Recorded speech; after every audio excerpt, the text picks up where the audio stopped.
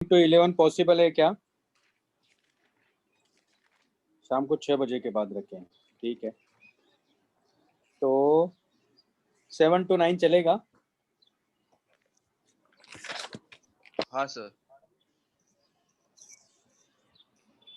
7 to 9 ठीक है ना? ठीक है, तो मैं मैसेज ड्रॉप कर दूंगा। सर 5:30 तक पेपर है और क्या क्या क्या कितने बजे तक? वही आया है। हाँ, तो 9 to 11 चलेगा?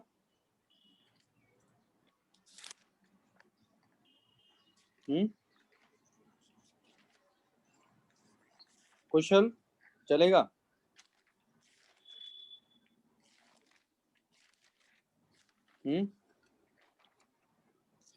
हेमंत चलेगा क्या?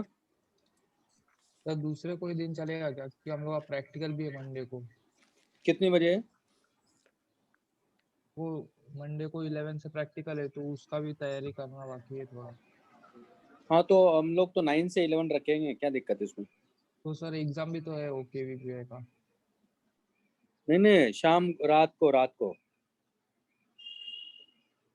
नहीं, रात को नहीं, 7 to 9 सॉरी, शाम को 7 to 9 चलेगा?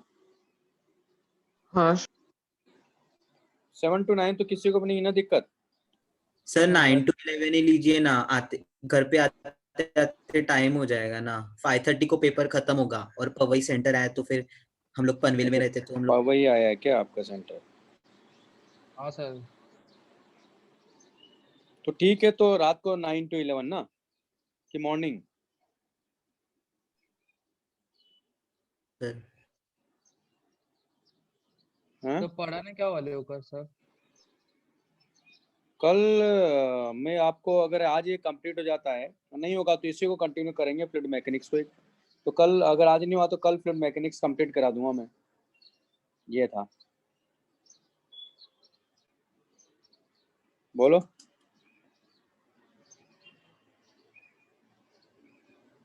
नहीं तो कल डीपीपी करो, फिर कल रहने देते क्लास, ठीक है? चलो चलिए, डीपीपी क्वेश्चन नंबर 53 देखते हैं। Spherical ball of mass 4m दिया हुआ है अपने को, डेंसिटी भी दिया, रेडियस भी दिया है इसका बॉल का। Attached to the pulley mass system is shown in the figure. The ball is released in a liquid of coefficient of viscosity eta and density, वो भी दिया हुआ है। If the length of the liquid column is sufficient long, the terminal velocity attained by the ball is given by। Terminal velocity की बात कर रहा है, तो सिंपल कॉन्सेप्ट है इसमें। टर्मिनल वेलोसिटी कब अचीव होगी? जब इस पर नेट फोर्स क्या हो जाएगा, यानी ये भी टी मान लो, और ये बॉल है, ये नीचे की तरफ है जा रही, तो इसको डाउनवर्ड क्या लग रहा होगा यहाँ, mg। ऊपर इसको अगर ये vt टर्मिनल स्पीड से जा रही तो 6 पाई ईटा rv लग ही रहा है, साथ में इसको बॉइंट फोर्स भी लग रहा है। तो इस पूरे सिस्टम के लिए बात करेंगे, क्योंकि पुली मास लेस है। और ये जो सिस्टम यहाँ दिया हुआ है,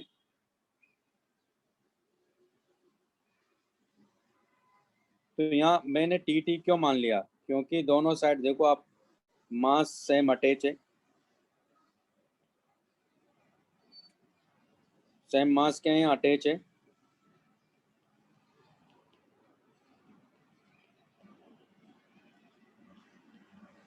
तो यहाँ भी m मास है, यहाँ भी m मास है, तो यहाँ भी क्या होगा, t होगा।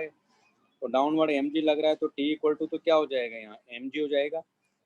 तो यहाँ आ गया हमारे पास में, दरअसल ये 4 है, तो 4 mg है। तो नेट फोर्स क्या होना चाहिए, 0, यानी 4 mg plus, sorry 4 mg equal to b plus 6 pi eta rv plus 2t, और t की वैल्यू ये दिया हुआ है। तो 4 mg equal to b plus 6 eta rv plus ये हो जाएगा 2 mg। और b को क्या लिखेंगे, अब तो b लिखना भी आ गया हमें, है ना? तो अच्छा, यहाँ 4m इसका मास दिया है, इसकी डेंसिटी भी दिया हुआ है, इसका वॉल्यूम मिल जाएगा अपने को, है ना? तो इसकी ये तो वेलोसिटी vt हो गया। तो यहाँ बी इक्वल टू क्या होगा, बी इक्वल टू होगा, क्योंकि डेंसिटी कितना दिया लिक्विड का, रो, तो rho into 4/3 pi r cube, है ना, इंटू जी। ये वॉल्यूम 4/3 पाई आर क्यूब है, तो बॉइंट फोर्स तो ये हो गया इसका, और 4m मास है तो वॉल्यूम भी वहीं से मिलेगा अपने को, तो यानी sigma into V equal to 4m, है ना, और सिग्मा वी कितना है इसका, 4/3 pi r cube equal to 4m। तो 4m की जगह क्या लिख देंगे हम लोग, ये वैल्यू लिख देंगे। आगे बात समझ में? हाँ। तो ये कर लीजिए, आ जाएगा आंसर।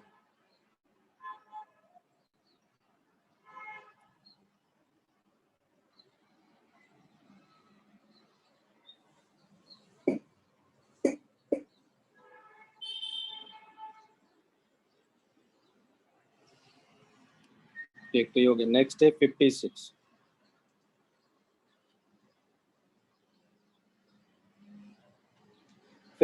तो मैंने आपको बताया था ना, वैसे करना है। क्या बताना है इसमें, एक्सटेंशन चाहिए, तो क्या तरीका बताया था मैंने, याद आ रहा है? अब मैंने क्वेश्चन बताने के बाद भी नहीं किया, तो फिर अब बताया क्या कर सकते हैं, बताइए। क्वेश्चन क्लास में करवाने के बाद भी नहीं किया, अब मैं क्या कहूँगा, बताइए। लिख लिया ना भाई ये तो? नेक्स्ट चलें। 56। तो मैंने आपको एक तरीका बताया था ना, कि अगर ये 3f है, इधर f है, तो क्या करेंगे हम लोग, इधर f करेंगे, इधर भी f करेंगे, प्लस इधर 3f, इधर 3f। ये ट्रिक है दरअसल। तो इसमें जो एक्सटेंशन होगा, तो यानी कितना हो जाएगा, f/a by delta L1/L equal to, ये हो गया y, है ना। तो यहाँ से पहले डेल्टा L1 निकाल लेते हैं, तो FL/AY, तो यहाँ डेल्टा L2 कितना हो जाएगा, 3FL/AY, तो delta L1 plus delta L2/2, ये डेल्टा L हो गया टोटल एक्सटेंशन, है ना।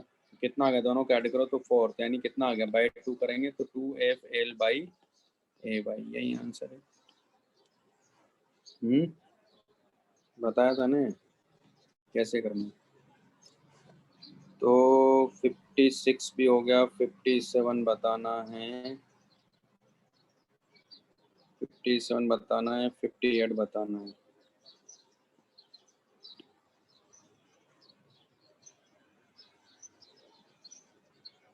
उसी तरह 57 का कॉन्सेप्ट है, देखो बताता हूँ अभी।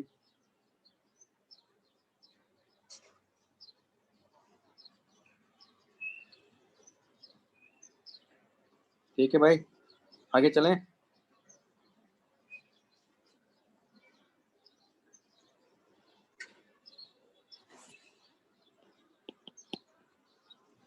फिफ्टी सेवन में भी यही करना है, देखो।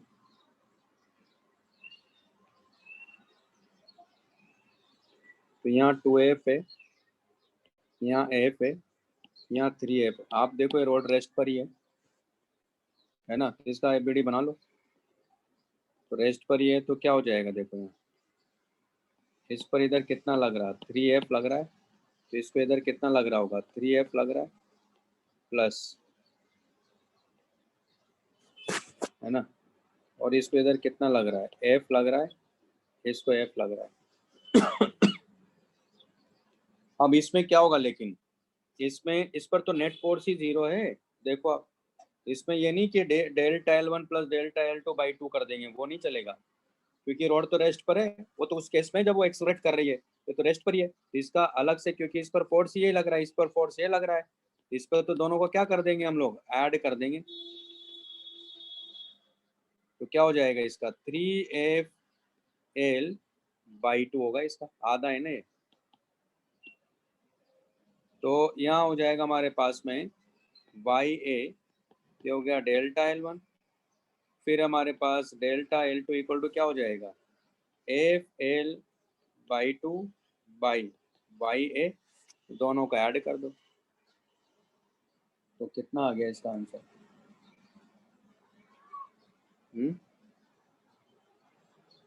गड़बड़ आ रहा है।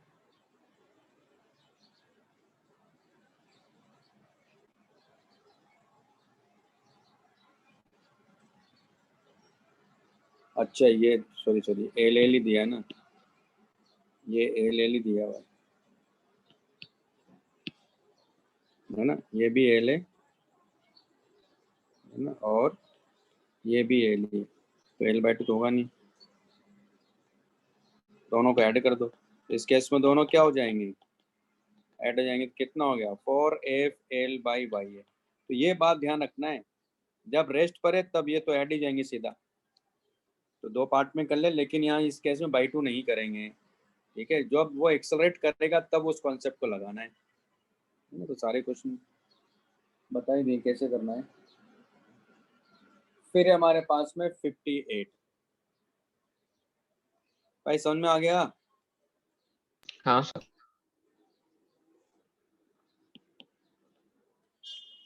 58 में कह रहा है कि एक रिंग है,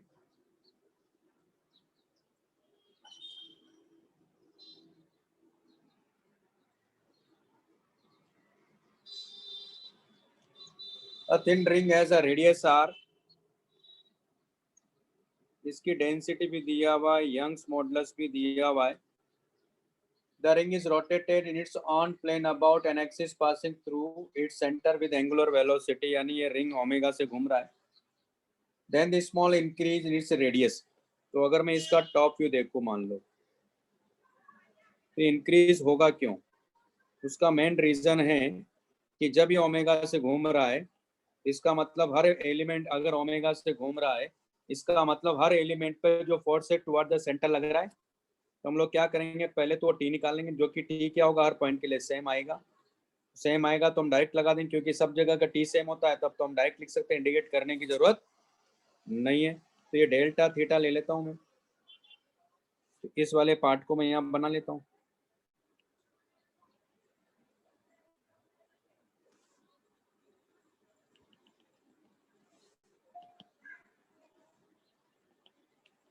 तो ये एंगल डेल्टा थीटा मैंने लिया है, ये एंगल बाइसेक्टर है।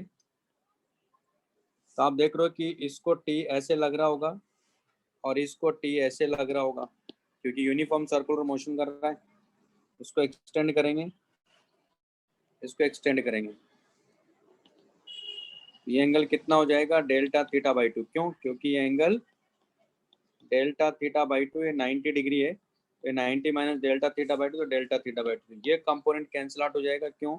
क्योंकि ये भी डेल्टा थीटा बाई टू है, तो इसका रेट रिजल्टेंट इधर कितना मिल रहा है, 2t sine delta theta by two, और ये इक्वल टू क्या होना चाहिए, delta M omega square R होना चाहिए, जहाँ डेल्टा एम कितना होगा, lambda into R delta theta होगा, जहाँ लेमड़ा क्या होगा इसका, M by two pi R होगा। इसमें तो मेरे ख्याल से किसी को दिक्कत होना नहीं चाहिए, है ना। तो इसका लीनियर मास डेंसिटी क्या हो जाएगा, टोटल मास अगर एम है तो ये लिख लेंगे, ये लिख लो पहले, मतलब मेरे ख्याल से समझ में आ गया होगा। तो आगे चलूँ मैं, क्योंकि वैसे तो सॉल्यूशन आपको मिल ही जाएगा इसका भाई, है ना। तो डेल्टा थीटा देखो यहाँ टेंस टू 0 है, तो ये कितना हो जाएगा, 2t delta theta by two equal to delta M को क्या लिखेंगे, lambda R delta theta omega square R, 2 से 2 कैंसिल आउट हो गया, डेल्टा थीटा से डेल्टा थीटा, तो हमारे पास में यहाँ टी मिल गया अपने को। टी कितना आ रहा है, lambda R square omega square, यानी टी मिल गया, जो कि हर पॉइंट के लिए टी सेम है, हर पॉइंट के लिए टी सेम है। तो फिर हम लोग डायरेक्ट कॉन्सेप्ट यूज करेंगे यहाँ। तो हमें क्या चाहिए, then the small increase in its radius चाहिए।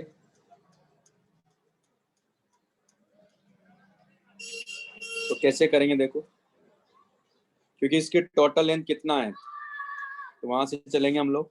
तो total length L equal to 2 pi R है, यानी delta L equal to 2 pi delta R, ऐसे भी लिख सकते हैं हम लोग, अगर आपको समझ में आ रहा हो तो। मान लो आर के रेस्पेक्ट में डिफरेंशिएट करेंगे, तो delta L by delta R equal to 2 pi ना, और उसको आप ऐसा लिख सकते हो, डिवाइड कर दो तो delta L by L equal to क्या होगा, डेल्टा आर बाई आर होगा। कॉन्सेप्ट क्या हमारे पास में, तो T by A divided by delta L by L, यानी हमारे पास आ गया डेल्टा एल बाई एल मतलब delta R by R equal to T by A by आ गया। टी की वैल्यू अपने को पता ही है, टी इक्वल टू कितना रहा, lambda omega square R square, रख दो यहाँ। तो delta R by R equal to lambda omega square R square by A by. यहाँ तक मेरे ख्याल से किसी को दिक्कत नहीं होना चाहिए। अब इसकी डेंसिटी दिया तो क्या करेंगे यहाँ से कि लेमडा इक्वल टू क्या हमारे पास में m बाई 2 पाई आर है ना। तो m क्या लिखोगे आप, इसका m हो गया दरअसल इसका एरिया, किसका, क्योंकि ये रिंग है ना, ये एरिया क्रॉस सेक्शन मैंने a लिया हुआ है, तो a into 2 pi R into rho, ये क्या हो गया, मास हो गया ना। तो 2 पाई आर रो और m बाई ए, इसकी जरूरत पड़ेगी अपने को, कैसे, क्योंकि यहाँ लिखूंगा मैं delta R by R omega square R square by Y, ये ए कर लेते हैं। लेमडा को क्या लिखोगे आप, m बाई 2 पाई आर लिखोगे ना, तो रख दो यहाँ से। तो वैसे तो इस पूरी वैल्यू को ही रख सकते हो आप, ये क्या करो यहाँ से इसको भी हटा लो, तो कितना हो गया 2 पाई आर हो गया। तो यहाँ से देखो ये वाली क्वांटिटी आ गई, तो हमारे पास कितना आ जाएगा, देखो यहाँ से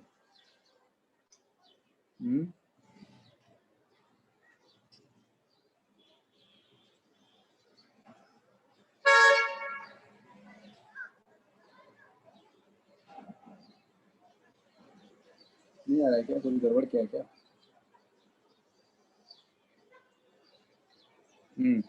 ठीक है ना। तो यहाँ एम इस वाली क्वांटिटी को देखो, ये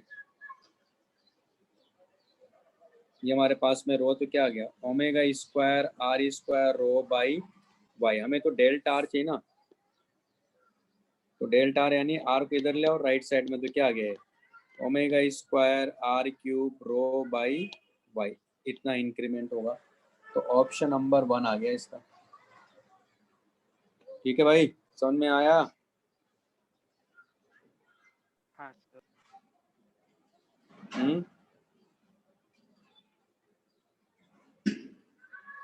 ये बाउंस हो गया।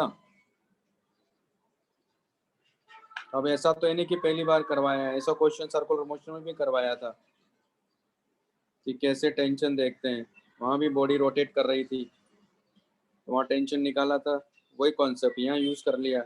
उसके बाद में सब जगह टेंशन सेम है, तो हमने ये वाला कॉन्सेप्ट यूज़ कर लिया। और फिर ये तो देखो छोटे छोटे पॉइंट है जो याद रखने होते हैं। तो L equal to 2 pi R है, तो delta L equal to 2 pi delta लिख सकते हैं। हमें डेल्टा एल बाई एल के करस्पॉन्डिंग चलना है, तो वो डेल्टा आर बाई आर है, तो ये आ गया टी बाई ए बाई आ गया। ऐसे कर लेंगे, ठीक है भाई। हाँ सर। भाई ठीक है ना। अब ठीक है हाँ कि सर। नहीं, जो है वो ये है, हाँ सर। इसमें मैं भी बदल नहीं सकता। अब ऐसा नहीं कि पहली बार बताया है, ये पहली बार नहीं बताया, उस दिन भी बताया तो मैंने ऐसा कॉन्सेप्ट, अगर आपको याद हो तो। अभी ये भी बताया तो सरफेस टेंशन में भी बताया था। तो ऐसा मतलब इसका एक आइडिया लगना चाहिए, और क्या, समझदार बच्चा तो वही होता है। नेक्स्ट 58 हो गया, नेक्स्ट है 60।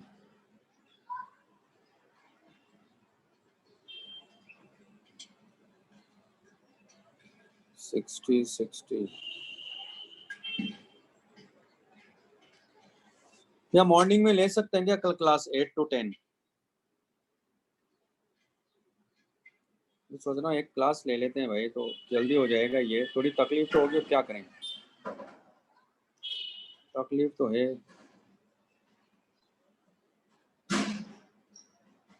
नेक्स्ट हमारे पास में 60।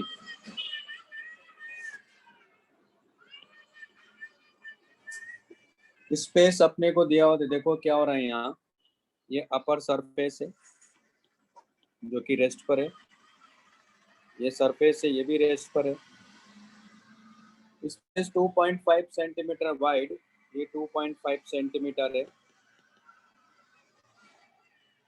Between two large plane surfaces is filled with oil, oil से भरा हुआ है पूरा का पूरा, ये दोनों के बीच में जो सरफेस जो है यहाँ से लिक्विड जा रहा है, ऑयल जा रहा है मतलब। Force required to drag a very thin plate of area, है ना, एक प्लेट है, तो इसको मैं ऐसे देख लेता हूँ, है ना, उसका वैसे तो साइड से आपको बता रखा उसने, मतलब इसका पूरा व्यू दिखा रखा आपको। तो force required to drag a thin plate of area, यानी इसका जो एरिया है, सरफेस एरिया वो 0.5 मीटर स्क्वायर है। Just midway the surface at a speed of this one, यानी ये जो जा रहा है ये प्लेट, इसकी स्पीड दिया है यहाँ 0.5 मीटर पर सेकंड है, और यहाँ जो फोर्स ये लगा रहा है ये 1 न्यूटन है। द कोएफिशिएंट ऑफ विस्कोसिटी अपने को बताना है कि क्या होगा, है ना। तो अब आप देखो कि ये जो सरफेस रेस्ट पर है, तो यहाँ भी लिक्विड ही है, तो यहाँ लेकिन इसकी वेलोसिटी क्या होगी, यहाँ तो वेलोसिटी जीरो है, जो भी इसके कांटेक्ट में आएगा तो जीरो वेलोसिटी, यहाँ भी वेलोसिटी क्या है, जीरो है, और ये मिड में है। इसका मतलब ऐसा करते हैं, इसको मैं मान लेता हूँ कि ये एल है, तो ये कितना हो जाएगा, L/2 आप देखो 2.5 सेंटीमीटर, जो कि एक तरह से ऑलमोस्ट कितना है, 1 इंच के आसपास ही है, तो है ना। तो इसका मतलब है यहाँ हम लोग जो कॉन्सेप्ट है F equal to eta A dv by dy, तो यहाँ भी पार्टिकल ऊपर भी क्या है, पार्टिकल रेस्ट पर ही है, तो यहाँ भी कॉन्सेप्ट लगाएंगे हम लोग। तो यहाँ इसको जो ऊपर से भी तो फोर्स लग रहा है एक तरह से F, और नीचे से भी फोर्स लग रहा है F, यानी इसको जो फोर्स लग रहा है, ये जो फोर्स की बात करूंगा मैं, 2F इक्वल टू 1 न्यूटन हो गया। तो पहले dv बाई dy निकाल लेंगे, तो dv क्या लिखेंगे, 0.5 माइनस 0, और डिस्टेंस क्या लिखोगे, लेकिन यहाँ L/2 लिखोगे, है ना, क्या लिखोगे, L/2 लिखोगे। तो L, लेकिन यहाँ क्या लिखना है आपको, L इक्वल टू है 2.5 इंटू 10⁻⁻2 मीटर लेना है, क्योंकि सब मीटर में ही है। तो रख दो यहाँ एरिया, है ना, F कितना रहा, तो यानी ये आ गया हमारे पास में 2 eta A dv by dy equal to 1 newton. तो 2 ईटा ए कितना है 0.5, dv बाई dy कितना हो गया भाई, ये ऊपर गया तो ये हो जाएगा 1 बाई एल, एल कितना है 2.5 इंटू 10⁻⁻2, ये सॉल्व कर लो, ये 1 हो गया। तो हमारे पास ईटा इक्वल टू कितना आ गया, 2.5 इंटू 10⁻⁻2, ये आना चाहिए आंसर। तो ये इससे इसका यूनिट क्या लिखूंगा मैं ईटा की, तो यहाँ न्यूटन है, ये मीटर से मीटर यानी सेकंड, तो न्यूटन सेकंड मीटर स्क्वायर, है ना। तो ऐसे तो इसको भी कन्वर्ट कर सकते हो, न्यूटन को क्या लिख सकते हो, केजी मीटर, है ना, केजी मीटर पर सेकंड स्क्वायर, तो आ जाएगा वही आंसर है। वेलोस विस्कोसिटी को क्या लिख सकते, केजी सेकंड पर मीटर स्क्वायर है ना, तो न्यूटन सेकंड को क्या लिख सकते हो आप,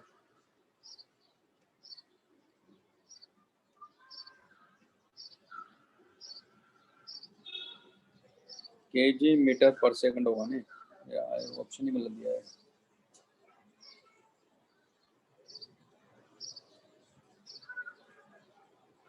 ये सही आ रहा है कि क्या गलत बता रहा हूँ क्या मैं,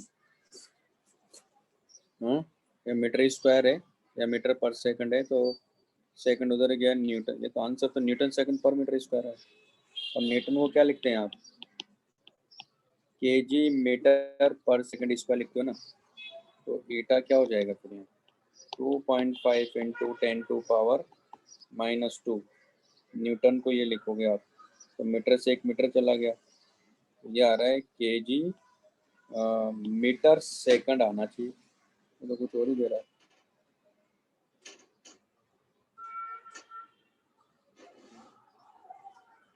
ये आना चाहिए ना कि नहीं आना चाहिए, बोलिए।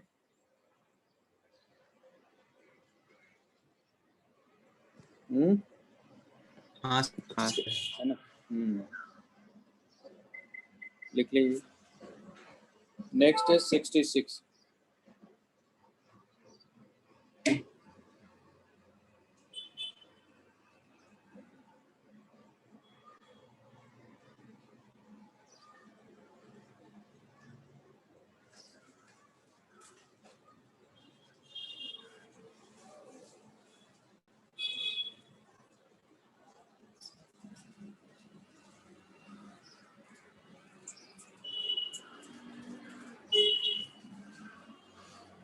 ठीक है भाई, ये कॉन्सेप्ट था इसके अंदर।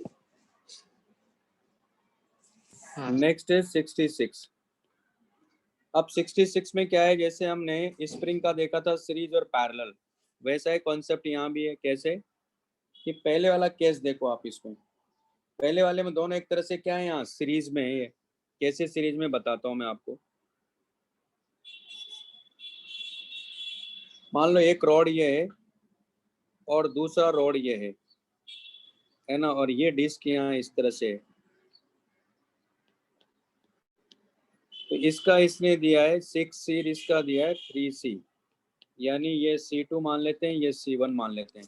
अब आप यहाँ देखो कि अगर इसको हमने थीटा रोटेट कराया, मान लो नेट थीटा रोटेट कराया है ना, ये यहाँ था, यहाँ से मान लो मैं इसको थीटा रोटेट कराता हूँ, तो ये जो रॉड है, ये जो रॉड है, ये वाली नीचे वाली जो रॉड है, ये भी रोटेट करेगी। तो मान लो वो θ1 रोटेट करती है और ये मान लो θ2 रोटेट करती है, तो यहाँ थीटा क्या होगा अल्टीमेटली, θ1 प्लस θ2 होगा ना। आ रही बात समझ में, ये इसमें क्या होगा, रोटेशन होगा। तो अब यहाँ इस पॉइंट को ध्यान में रखते हुए, तो यहाँ क्योंकि ये पॉइंट लेस मास लेस पॉइंट है, कौन सा ये, तो यहाँ क्या लिखोगे आप, 6C θ2 इक्वल टू 3C θ1। ये क्या है, टॉर्क है ना। यहाँ के टॉर्क क्या होने चाहिए, दोनों बैलेंस होने चाहिए, क्योंकि ये अल्फा इसका क्या होगा, 0 होगा। तो यहाँ हमारे पास में आ जाएगा दरअसल C equivalent into theta equal to net torque लिखोगे ना आप, है ना। तो ये यही टॉर्क इसको भी लग रहा होगा, यहाँ सीरीज में तो ऐसा ही होता है। तो यहाँ क्या हो जाएगा, पहले तो यहाँ से हम लोग क्या करेंगे, यहाँ से देखो आप, θ1 इक्वल टू क्या मिल रहा है, 2θ2 मिल रहा है। तो नहीं, ये θ1 होगा दरअसल, क्योंकि यहाँ जब इसको टॉर्क जो लगेगा, रिस्टोरिंग टॉर्क जो लगेगा इसको यहाँ, वो तो इसके करस्पॉन्डिंग, नहीं इसके करस्पॉन्डिंग क्या है, ये तो C इक्विवेलेंट लिखा, सॉरी मैंने तो C इक्विवेलेंट, ये तो सही लिखा मैंने, अरे यार ये हो जाएगा, ये तो C इक्विवेलेंट इंटू थीटा लिखेंगे ना, नेट टॉर्क जो होगा, है ना। तो यहाँ जो टॉर्क इसको लग रहा होगा वो किसके करस्पॉन्डिंग होगा, वो दरअसल 3C θ1 के करस्पॉन्डिंग होगा। यहाँ से θ2 थीटा की टर्म में निकाल लेंगे, तो ये आ जाएगा हमारे पास में C equivalent theta equal to 3C, और θ1 कितना होगा वहाँ, तो ये वहाँ रखेंगे, तो ये आ जाएगा हमारे पास में θ1, यानी कितना हो जाएगा देखो, थीटा इक्वल टू θ1 प्लस θ1/2, तो हो जाएगा 2θ/3। तो आप देखो यहाँ C इक्वलेंट जो है ना हमारे पास में आ गया 2C, यानी आप इसको सीरीज में है तो आप इसका C इक्वलेंट ऐसे भी निकाल सकते थे, 1/C1 प्लस 1/C2, तो C इक्वलेंट कितना आ जाएगा यहाँ, सॉरी 2C आ जाएगा। ठीक है, तो ये पहले वाले केस के लिए आ गया। ठीक है, तो पहले वाले केस के लिए तो ये मिल गया अपने को। दूसरे वाले केस में देखो पैरेलल में एक तरह से वो तो सीधा ऐड कर दो ना, तो C इक्वलेंट उसका क्या हो जाएगा, C इक्वलेंट हो जाएगा 3C प्लस 6C, तो कितना हो गया, 9C हो जाएगा, है ना, क्योंकि बीच में है ना, वो बीच में है, तो दोनों क्या है, एक तरह से पैरेलल में है। तो हमारे पास में क्या पूछ रहा है वो, टाइम पीरियड। तो आपको याद होगा फ्रीक्वेंसी क्या आती है, तो पहले वाले के लिए फ्रीक्वेंसी है ना, जनरल फॉर्मूला क्या है फ्रीक्वेंसी का, इसके लिए देखते हैं तो वो आता था I/C का स्क्वायर रूट ना, और ये अपने को डिस या तो सी, तो सबका सेम ही है, ये लिख लो पहले। ये समझ में आ गया भाई सबको। हाँ सर। तो बस ये कॉन्सेप्ट लगा देना, ये ओमेगा दे रखा है, तो एक का 2C है ना, आई तो दोनों के केस में सेम ही है, जो डिस्क है उसका मोमेंट ऑफ इनर्शिया, दूसरे केस में ये है, तो आ जाएगा। इसको क्या लिखोगे आप, 2π/T लिखोगे। तो पहले वाले केस में सीरीज में और दूसरे वाले केस में वो पैरेलल में है। ठीक है, तो ये सेकंड केस था, ये फर्स्ट केस था, लिख लो इसको। एक मिनट, नेक्स्ट कौन सा है इसमें, अब नेक्स्ट क्लास में लेकिन वो भी करूंगा मैं, किसके फ्लूइड मैकेनिक्स के क्या कहना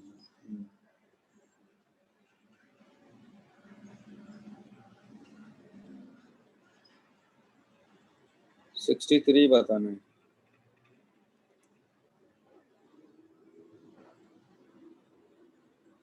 67 63 क्या पूछ रहे हो ना आप सर? 2F कंसिडर नहीं करते हैं इन 57 में। एक मिनट, 57 क्या है?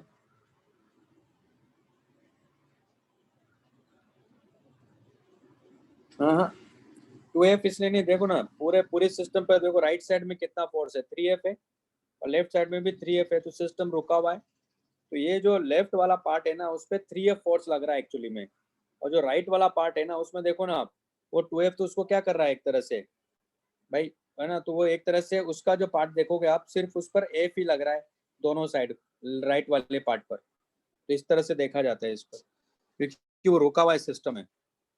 तो वहाँ जब फ्री बॉडी डायग्राम बनाओगे तो राइट साइड में जो फोर्स लग रहा है वो F ही है, और लेफ्ट साइड वाला जो हाफ पार्ट है उस पर 3F फोर्स लग रहा है।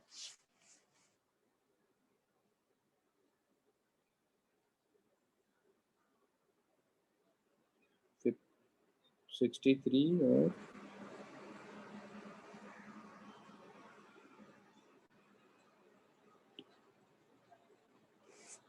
तो नेक्स्ट हमारे पास में 63।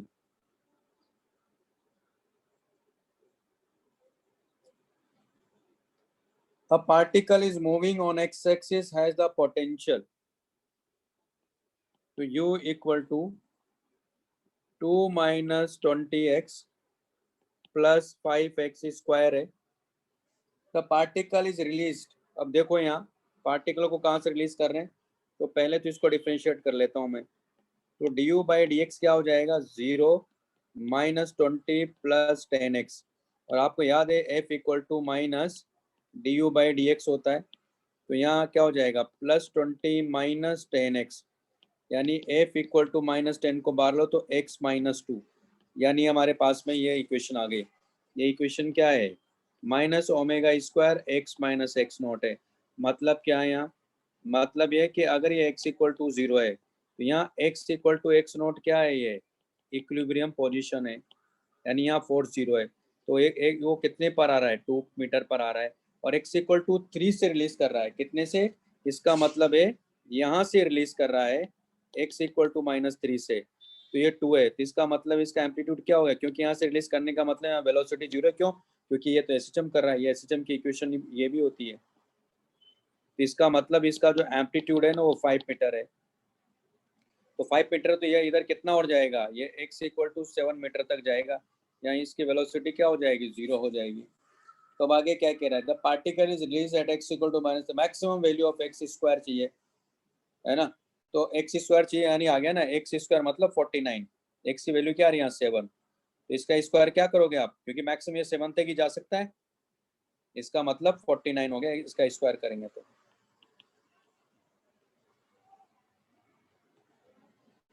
49 है। ठीक है, नेक्स्ट हमारे पास में क्या पूछा 55 तो अभी नहीं बताऊंगा मैं, पहले पढ़ेंगे उसके बाद बताएंगे। 67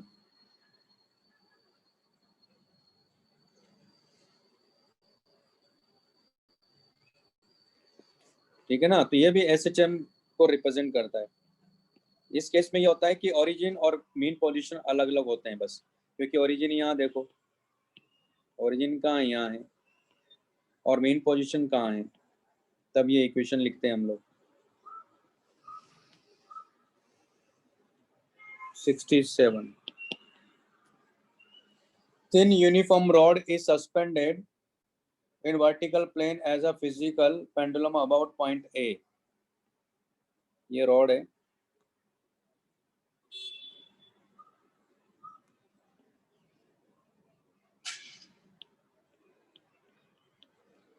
thin uniform rod is suspended in vertical plane as a physical pendulum about point A। The time period of oscillations T0 है, वो निकालना पड़ेगा। ये थीटा है मान लो, ये इसका सेंटर ऑफ मास है, ये डाउनवर्ड इसको mg लग रहा है यहाँ। इसकी लाइन ऑफ एक्शन ये है, यहाँ से परपेंडिकुलर डिस्टेंस से एंगल कितना होगा, थीटा, है ना। तो वो हो जाएगी L/2 साइन थीटा।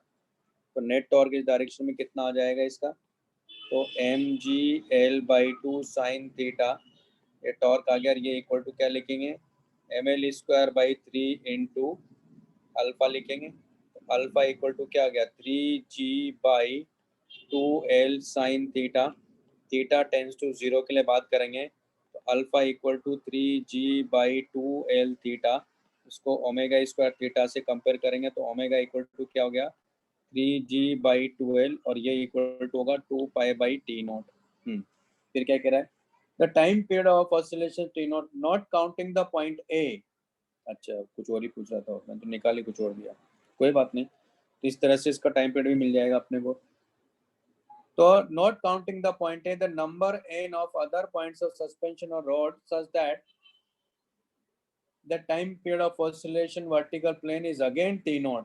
तो देखो आपको याद होगा, यहाँ से इसको हिंच किया है तो इसका ग्राफ क्या बताया था, देखो इसका ग्राफ ऐसा मिलेगा।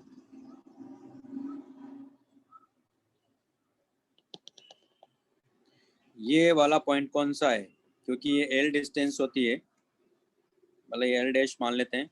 तो ये एल डैश इक्वल टू, इस केस में क्या है यहाँ, दरअसल L/2 है ना, और यहाँ एल डैश इक्वल टू क्या है, 0 या इनफाइनाइट हो जाएगा। तो ये पॉइंट, एक तो इस पॉइंट को काउंट नहीं करना है, ये ए पॉइंट है, तो एक पॉइंट और मिलेगा आपको यहाँ, एक पॉइंट ये मिलेगा और एक पॉइंट ये मिलेगा। तो ये वाला पॉइंट कौन सा हुआ, दरअसल ये पॉइंट हुआ बी पॉइंट, क्योंकि इधर आएगा ना तो वो उल्टा हो जाएगा ना उस केस में।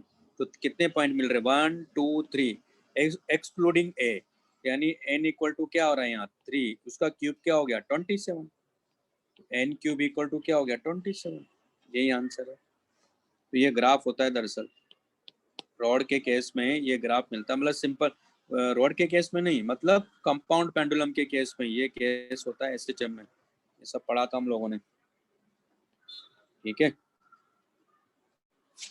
तो यहाँ इधर भी क्या होगा, ये एल डैश इक्वल टू, इसको -L/2 लिखेंगे, लेकिन ये बी वाला पॉइंट है। तो इस तरह से देखने का कहने का मतलब है। तो उस एंड के अबाउट जो टाइम पीरियड है ना, वो दरअसल 2π/t है। ये मुझे लगा पूछा है, मैंने लिख दिया, ऐसे ऐसे सॉल्व कर लेंगे, आ जाएगा। तो इस DPP में अभी फ्लूइड मैकेनिक्स के कुछ क्वेश्चन बचे हुए हैं, तो आज मैं कुछ करवाता हूँ, पढ़ाता हूँ। तो जो बच्चे हुए हैं उनको कल भाई 8 बजे ले सकते हैं क्या, मॉर्निंग में?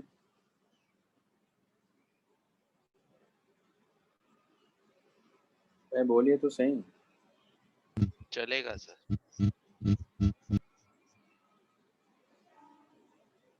8 से 10 ले लेता हूँ, ठीक है। ठीक है सर। रात को लें फिर, हाँ।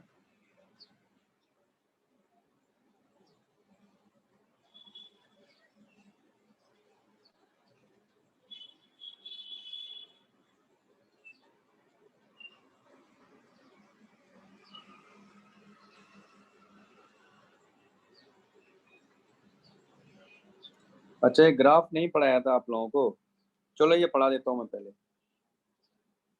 इस कॉन्सेप्ट के बारे में बताता हूँ मैं, कंपाउंड पेंडुलम में।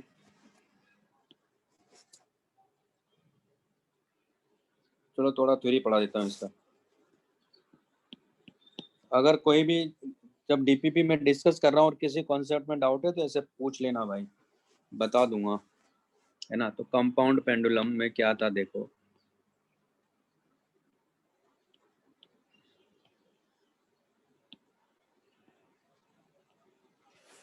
तो मैं आर्बिट्रेरी शेप ले रहा हूँ, तो मैं जनरली यही शेप लेता हूँ मैं, है ना, लॉकी टाइप का शेप। तो ये मान लो लॉकी है ना, तो एक ऐसा शेप ले लिया मैंने। तो यहाँ से मैंने हिंज किया हुआ, इसका सेंटर ऑफ मास यहाँ है। तो ये कंपाउंड पेंडुलम है। कंपाउंड पेंडुलम मतलब रॉड, डिस्क, स्फीयर, है ना, कुछ भी हो सकता है। तो मैंने ऐसा कोई शेप ले लिया है।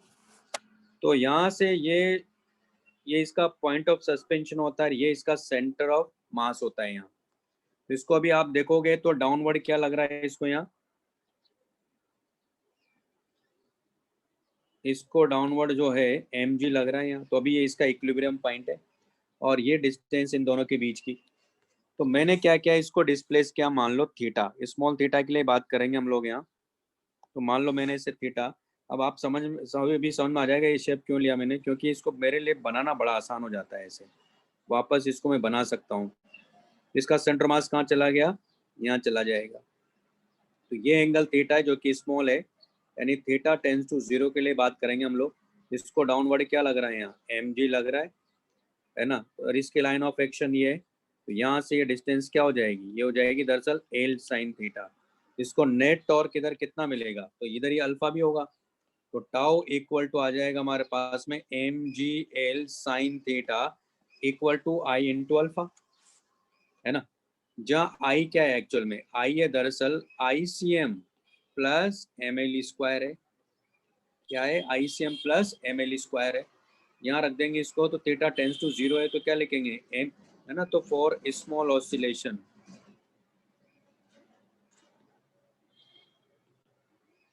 तो MGL into theta equal to ICM।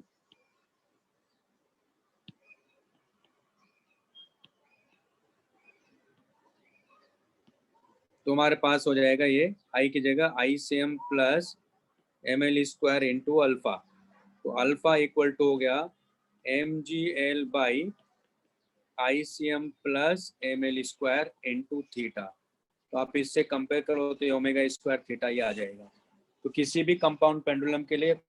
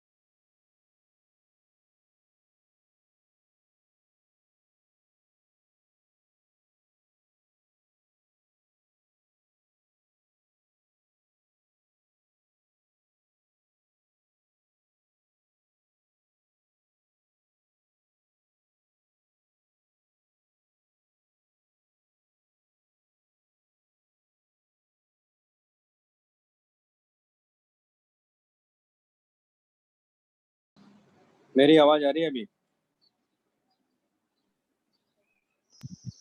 हाँ सर।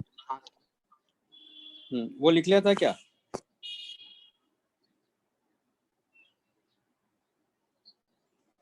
जैसे तो रिकॉर्डिंग में चला गया तो आप वहां से भी लिख सकते हो। तो हमारे पास में इक्वेशन आई थी alpha equal to MGL theta by ICM plus ML square, ये था। और ये equal to omega square theta था। क्या मेरी आवाज आ रही है अच्छे से? हाँ सर। तो यहाँ देखो आप, ओमेगा इक्वल टू क्या आ रहा है यहाँ, MGL by ICM plus ML square का स्क्वायर रूट। अब दरअसल क्या होता है, ICM इक्वल टू होता है M के स्क्वायर, जहाँ K क्या है, रेडियस ऑफ जायरेशन है।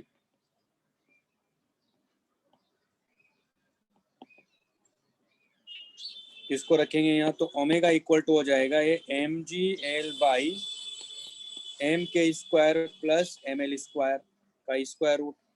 और ये इक्वल टू है हमारे पास में 2 पाई बाई कैपिटल टी, यानी M से तो M कैंसिल आउट हो गया, कैपिटल टी इक्वल टू क्या गया, 2 pi root K square plus L square by GL। या इसको ऐसे भी लिख सकते हो, 2 pi root K square by L plus L by G। ऐसा लिख सकते हैं। अब ध्यान से देखें यहाँ, अगर एल की वैल्यू में 0 कर दूं तो टाइम पीरियड इनफाइनाइट आ रहा है ना, और इसको मैं डिफरेंशिएट भी करूंगा, ये लिख लो। वो जो है वो रिकॉर्डिंग से देख लीजिएगा अगर छूट गया तो।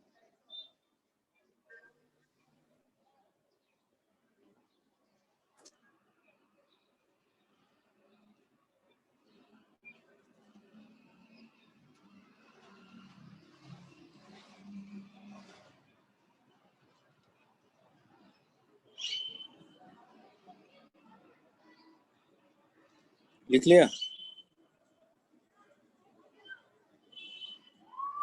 हाँ सर।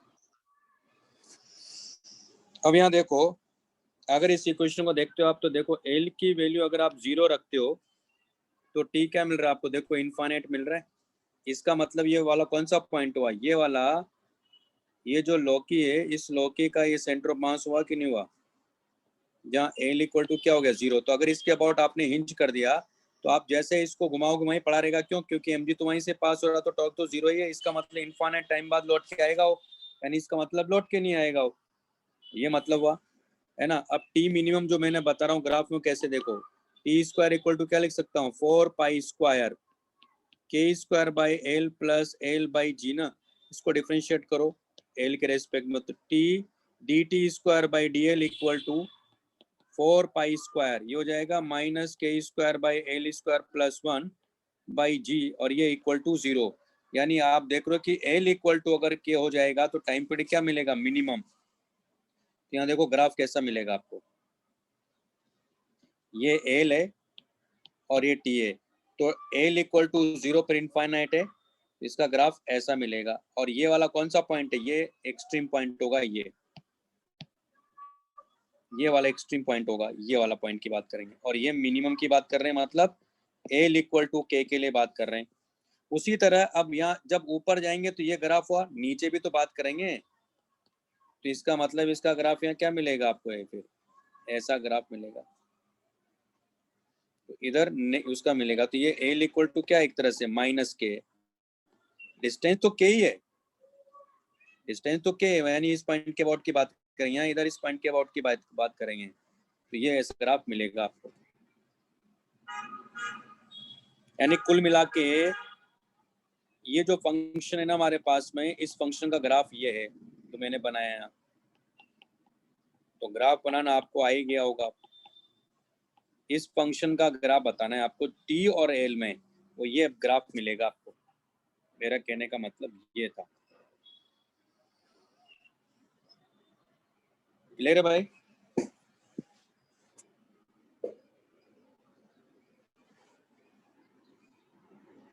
कुशल अभी क्लियर है?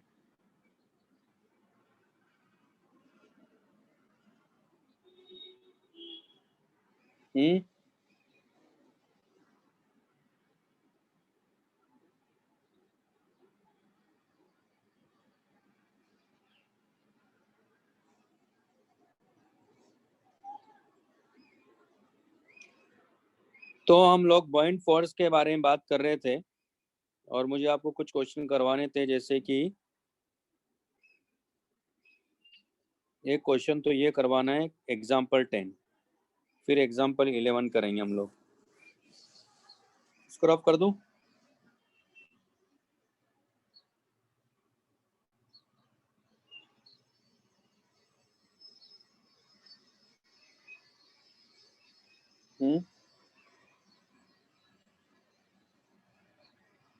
हाँ सर।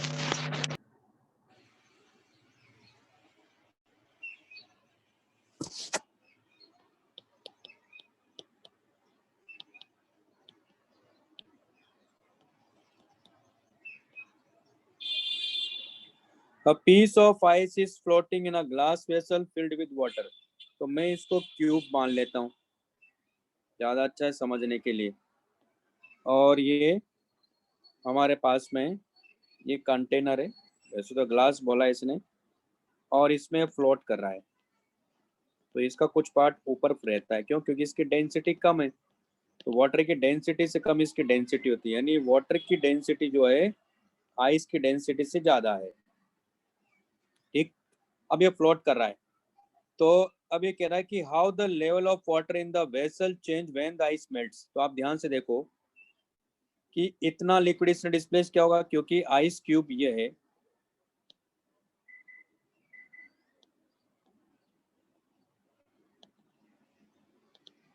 तो मैंने मान लिया कि ये जो लेंथ है यहाँ ये एक्स नॉट है ना। तो आप देखो कि अगर इसकी साइड लेंथ में ए लेता हूँ, तो अभी इसने कितना लिक्विड इसने मतलब वाटर कितना डिस्प्लेस किया हुआ है, वाटर डिस्प्लेस किया इतना, है कि नहीं।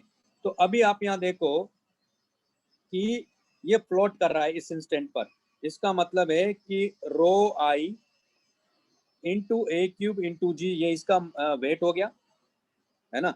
और ये इक्वल टू क्या होना चाहिए, बॉइंट फोर्स के इक्वल आना चाहिए, यानी A square X naught into rho W into G ना, होगा कि नहीं होगा। यानी इसका जो वेट है उसको डब्लू के इक्वल कर दिया हमने, तो जी से तो जी कैंसिल आउट हो गया, तो हमारे पास आ गया rho I A cube equal to A square X naught rho W. ये इक्वेशन आ गया हमारे पास में। ये क्लियर है भाई सबको। अब याद करो जब हम लोग कैलोरीमेट्री पढ़ रहे थे तो मैंने क्या कहा था कि अगर आइस अगर मेल्ट होता है और वाटर में कन्वर्ट होता है तो उसका मास कभी चेंज नहीं होगा। हाँ, डेंसिटी चेंज होगी तो वॉल्यूम भी चेंज होगा, तो टोटल मास सेम रहना चाहिए, है ना। तो अगर ये पूरा मेल्ट होता है तो वाटर में कन्वर्ट होगा। तो आप यहाँ ध्यान से देखो इसका मास कितना है, इसका मास है रो आई ए क्यूब, है कि नहीं, है ना। तो अब यहाँ देखो अगर ऐसा है तो वाटर वही रहना चाहिए, मतलब मास वही रहना चाहिए, तो चेंज करेगा नहीं। तो अब हमारे पास में किस में कन्वर्ट हो गया है, ये रो वाटर में कन्वर्ट हो गया, है ना। इसका वॉल्यूम, तो इसका वॉल्यूम क्या हो जाएगा, ये आ गया मान लो, है ना, यही आया। क्लियर है। अब ध्यान से देखिए यहाँ, ये इक्वेशन नंबर 2 है कि नहीं। 1 और 2 को देखो आप, क्या इंडिकेट कर रहा है, वॉल्यूम किसके इक्वल आ रहा है यहाँ देखो, ए स्क्वायर एक्स नॉट के इक्वल आ रहा है कि नहीं आ रहा है। 1 और 2 को कंपेयर करेंगे तो आ रहा है, अरे भाई आ रहा है कि नहीं आ रहा है। हाँ सर।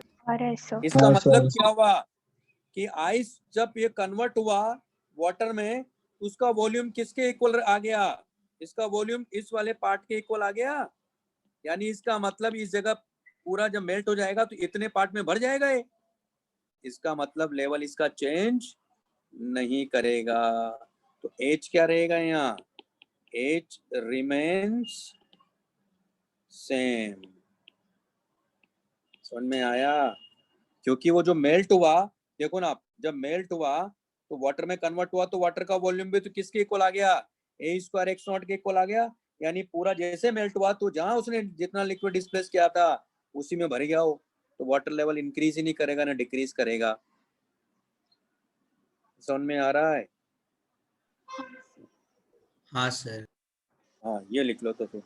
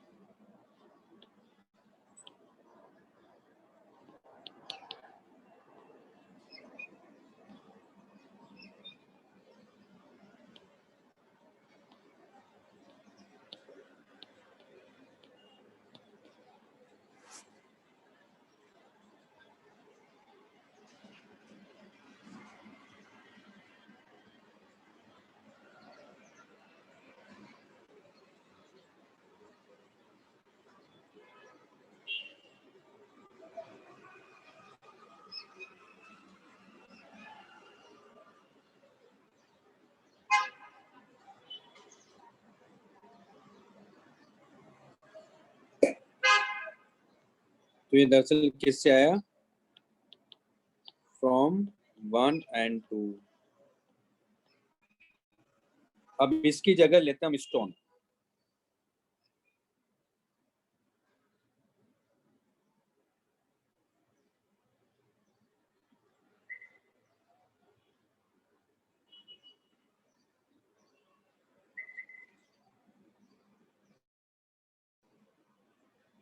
लिख लिया भाई।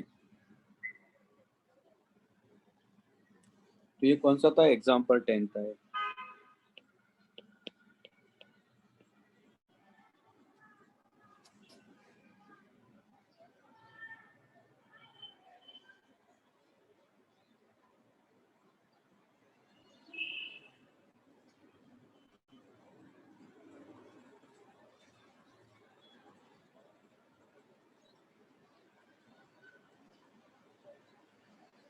भाई लिख लिया क्या?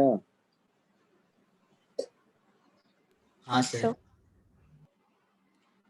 अब नेक्स्ट, अच्छा फिर इसमें मैं जैसे अभी स्टोन है, उसके बाद में वुड का क्यूब भी रखूंगा आइस के अंदर, तब क्या होगा उस कॉन्सेप्ट को भी समझ लेंगे।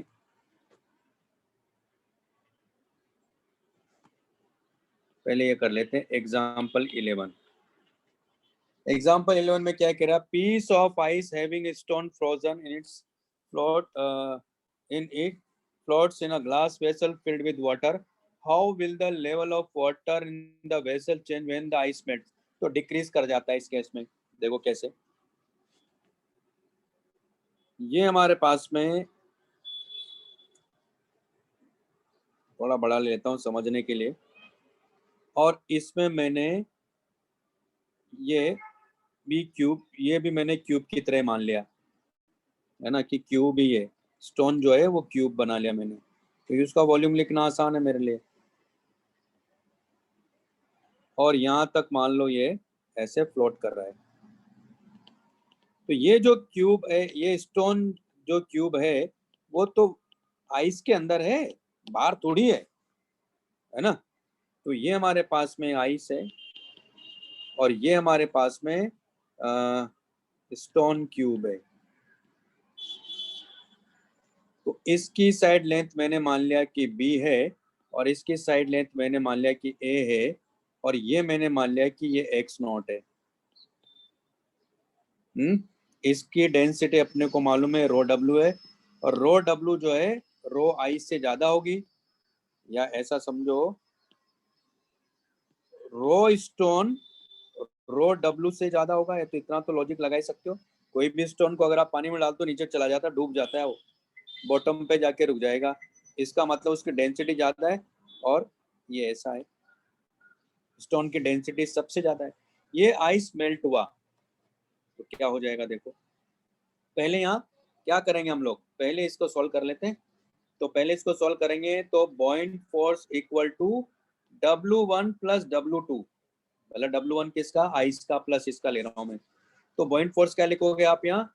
ए स्क्वायर एक्स नॉट, ये वॉल्यूम हुआ, into rho water into G equal to W1। पहले इसका लिखेंगे तो B cube rho S into G plus इसका क्या लिखोगे? इसका लिखोगे A cube minus B cube rho ice into G. लिखोगे नहीं लिखोगे? ये समझ में आया? हाँ सर। तो जी तो उड़ा दो आप। तो A square X naught rho W equal to B cube rho S plus A cube minus B cube into rho ice. ठीक। अब यहाँ देखते हैं, एक इक्वेशन ये भी मिलेगी अपने को, क्योंकि मास जो है आइस का वो तो चेंज करेगा नहीं, यानी आइस का मास क्या हो जाएगा बाद में? उसका वॉल्यूम इनटू रो डब्ल्यू ना। और ये इक्वल टू क्या होना चाहिए? ये इक्वल टू होना चाहिए, इसका इनिशियल वॉल्यूम कितना है? A cube minus B cube into rho ice ना। ये आया समझ में?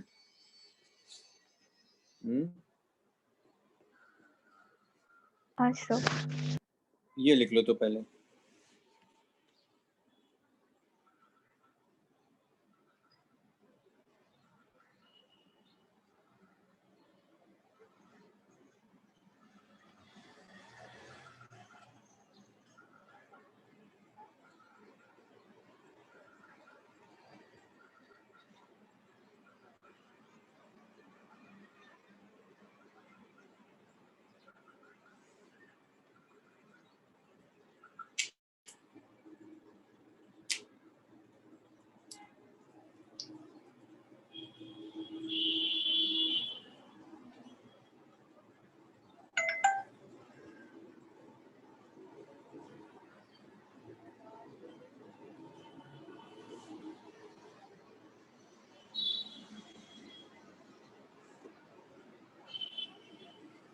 लिख लिया?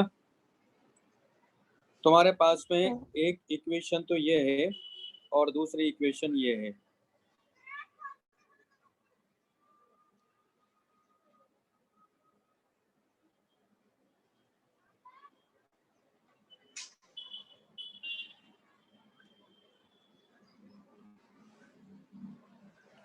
अब अपने को क्या प्रूव करना है? देखो अभी यहाँ अभी हमारे पास में क्या आ रहा है, ये आ रहा है कि नहीं आ रहा है? तो बाद में देखो इसका वाटर का वॉल्यूम क्या हो गया, ये हो गया, मतलब वाटर में कन्वर्ट होने के बाद वॉल्यूम ये हो गया, और क्यूब का वॉल्यूम क्या है? तो यानी फाइनल जो वॉल्यूम यहाँ होगा ये हो जाएगा दरअसल V प्लस क्यूब, क्यूब का कितना है प्लस B क्यूब, होगा कि नहीं होगा? है ना, V प्लस B क्यूब होगा, क्योंकि ये तो पूरा मेल्ट हो जाएगा और ये स्टोन कहाँ चला जाएगा नीचे। तो वॉट जो आइस कन्वर्ट हुआ वाटर में उसका वॉल्यूम क्या है, यहाँ V है। ये बात समझ में आई कि नहीं आई? और जो क्यूब है उसका तो वॉल्यूम वही रहेगा B क्यूब, यानी फाइनल वॉल्यूम ये हो गया। अगर ये वॉल्यूम ये जो डिस्प्लेस कर रहा है उसके इक्वल आ जाता है, भाई फाइनल वॉल्यूम तो ये हुआ, और ये अगर इसके इक्वल आ जाता है तो वाटर लेवल चेंज नहीं करेगा। लेकिन अगर ये वॉल्यूम इससे कम आ जाता है तो वाटर लेवल क्या करेगा, डिक्रीज करेगा। क्या करेगा, डिक्रीज करेगा, है कि नहीं? मतलब ए स्क्वायर एक्स नोट की बात कर रहा हूं मैं। भाई मैंने क्या कहा, समझ में आया? कि ए स्क्वायर एक्स नोट से अगर ये वॉल्यूम बराबर आ जाता है तो कोई वाटर लेवल चेंज नहीं होगा। लेकिन अगर मान लो ए स्क्वायर एक्स नोट अगर ज्यादा आ रहा है इससे, इस वॉल्यूम से, ये समझ में आया ना, V प्लस B क्यूब क्या लिखा मैंने?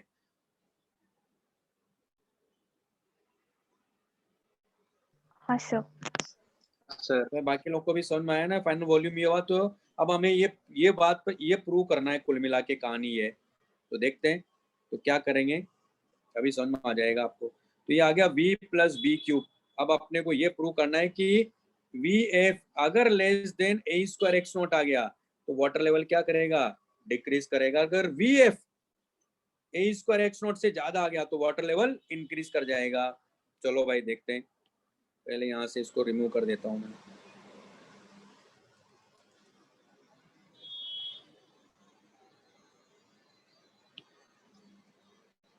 तो यहाँ से देखते हैं किससे डिवाइड करें।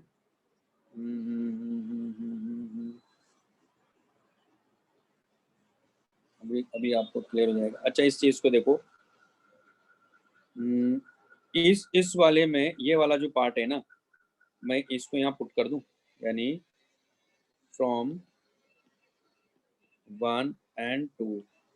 तो आप देख रहे हो कि A square X naught rho W equal to B cube rho S plus, इसको क्या लिख सकते हैं, बी रो डब्ल्यू लिख सकते हैं।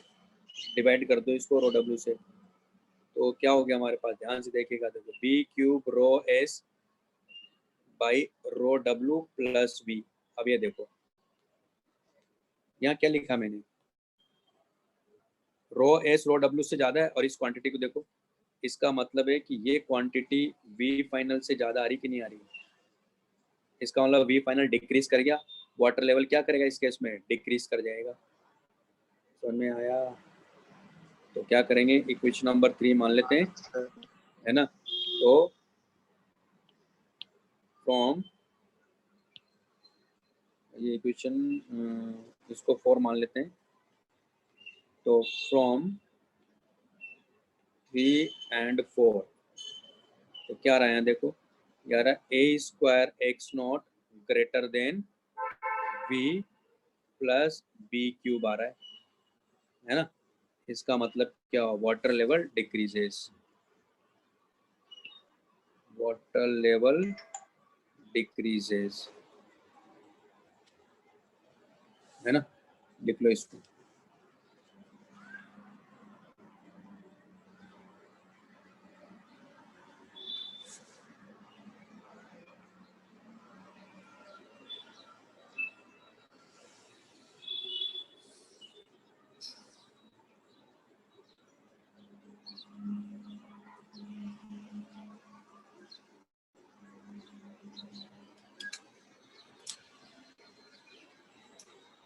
तो चलो ये पहला पार्ट है हमारा। अब स्टोन की जगह मैं वुड क्यूब रखूंगा, यानी वुड का है तो वुड का आपको मालूम होना चाहिए कि उसकी डेंसिटी वाटर से कम होती है, तो वो क्या करता है, फ्लोट करता है। वो हमेशा क्या करेगा, फ्लोट करेगा।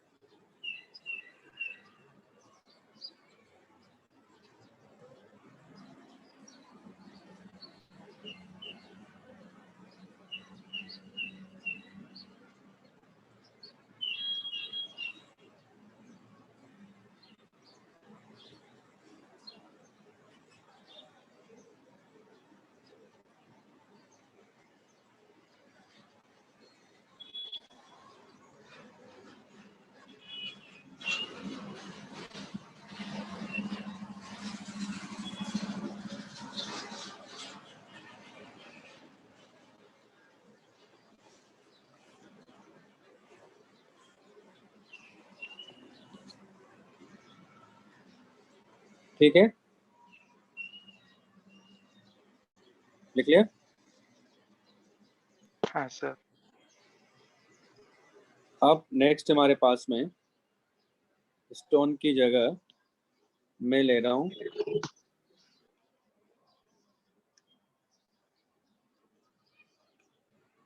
वुड क्यूब, और इसको रिमूव कर देते हैं।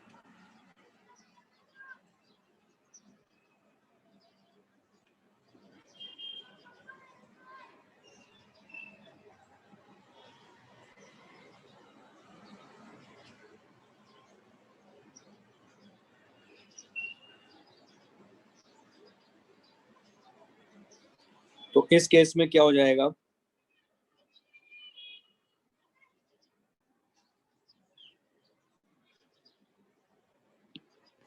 तो इस केस में ये होगा रो डब्लू ग्रेटर देन, अच्छा रो वुड लिखना पड़ेगा मुझे, और ऐसा करते हैं,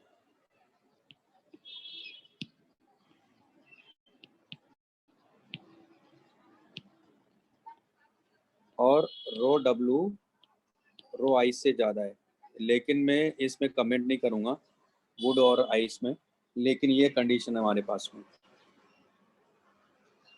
तो अभी तो ये हमारे पास में, तो यानी ये क्या हो जाएगा, W इक्वल टू, मतलब W1 प्लस, नहीं मालूम मुझे, ऐसा नहीं बता सकता है एग्जैक्टली क्योंकि वुड का नहीं मालूम मुझे, लेकिन वाटर का ज़्यादा होता है ये मुझे मालूम, क्योंकि वाटर में वुड हमेशा फ्लोट करता है, तो वो दिया रहेगा यार, इतना थोड़ी। तो ये होगा हमारे पास में, तो क्या लिखेंगे यहाँ देखो, अब rho W A square X naught equal to W1, यानी वुड का, तो वो हो जाएगा हमारे पास में, और ये हो जाएगा B cube into G plus, ये लिखोगे आप रो आइस, और ये लिखोगे A cube minus B cube into G. ये हमारे पास में इक्वेशन, यानी इसको आप लिख सकते हो रो डब्लू इंटू जी भी होगा यहाँ, तो A square X naught equal to rho वुड B cube plus rho ice A cube minus B cube, ये इक्वेशन नंबर 1 है। अब ये मेल्ट कर गया, तो मास तो चेंज करेगा नहीं आइस का, तो यानी 4 आइस बात कर लेते हैं पहले, सॉरी 4 आइस,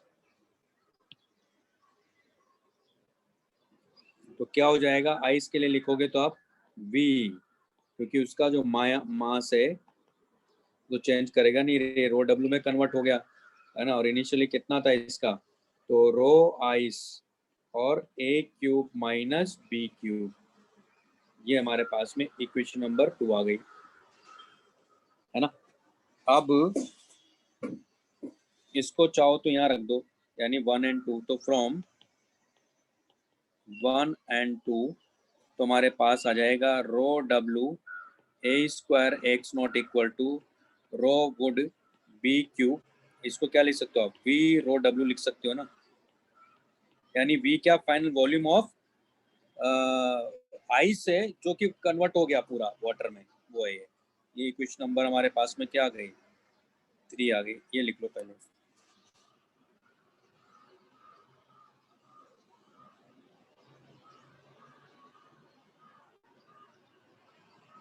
ये फिगर भी बना लीजिएगा।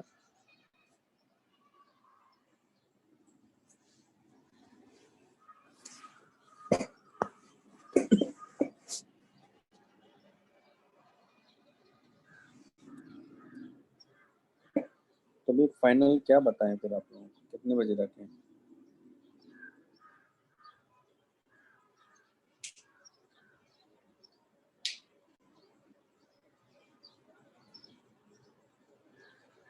कल का कैंसिल ही करते हैं यार, ये सब अलग अलग सोच रहे हैं, बेस्ट पार्ट ये कैंसिल कर दो।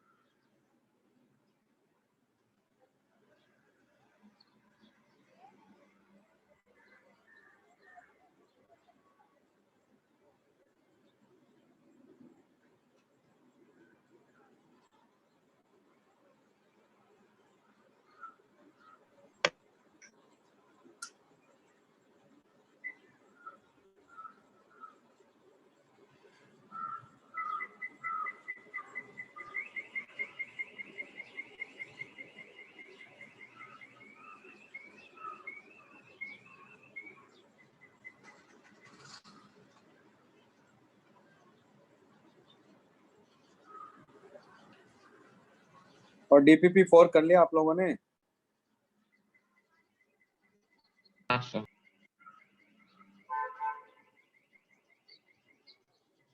डीपीपी 4 हो जाए तो फिर डीपीपी 1 करना शुरू कर दीजिए।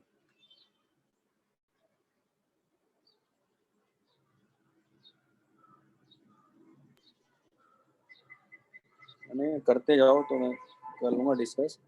डीपीपी 4 के बाद डीपीपी 1 करेंगे।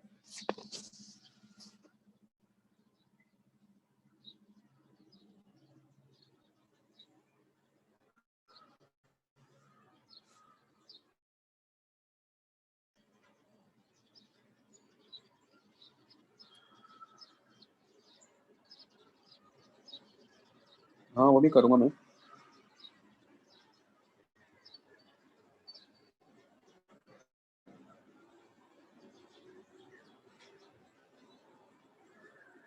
ये लिख लिया भाई? हाँ सर। तो रात को रखे फिर 9 से 11। हेमंत चलेगा?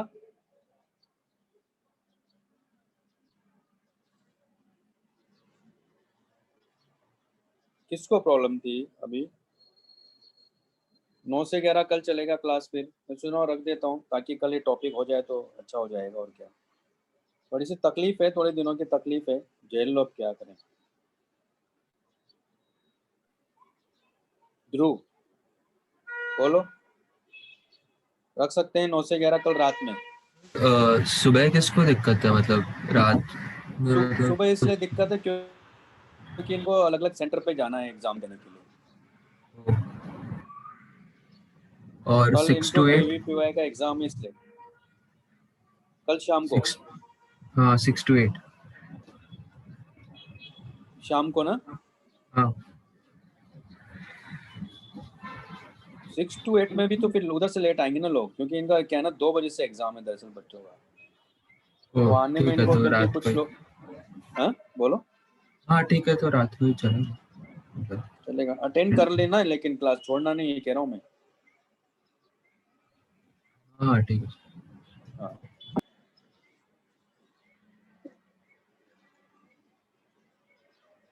ये लिख लिया? हाँ सर। अब क्या होगा कि ये मेरिट कर गया, तो मेल्ट करने के बाद, अब मैं एक और यहाँ फिगर बना रहा हूँ, पहले इसको, इस फिगर को मैं रिमूव कर रहा हूँ। अब मेल्ट करने के बाद क्या होगा,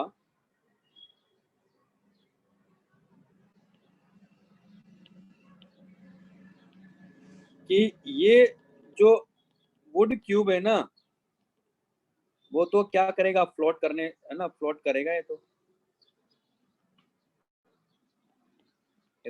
डूबेगा थोड़ी। तो अगर ये फ्लोट करेगा तो इसकी जो साइड लेंथ है वो तो b है, लेकिन ये कितना पार्ट है मान ले अंदर, मैंने मान लिया कि y0 है, मान लो कितना है, y0 है। तो इसका मतलब क्या हुआ कि रो w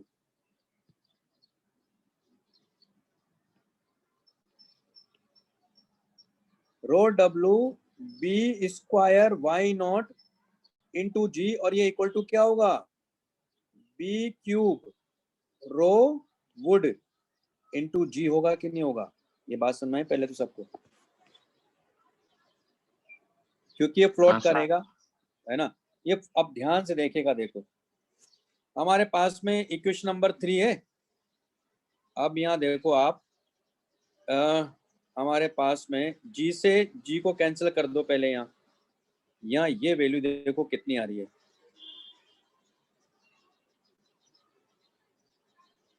ये वैल्यू देखो, ये वैल्यू किसके इक्वल आ रही, इसके जितना इसने, देखो यहाँ से जितना लिक्विड इसने डिस्प्लेस किया हुआ है, यानी यहाँ इस वैल्यू को कहाँ रखूंगा मैं, देखो इस वैल्यू को यहाँ रख दूं मैं, है ना।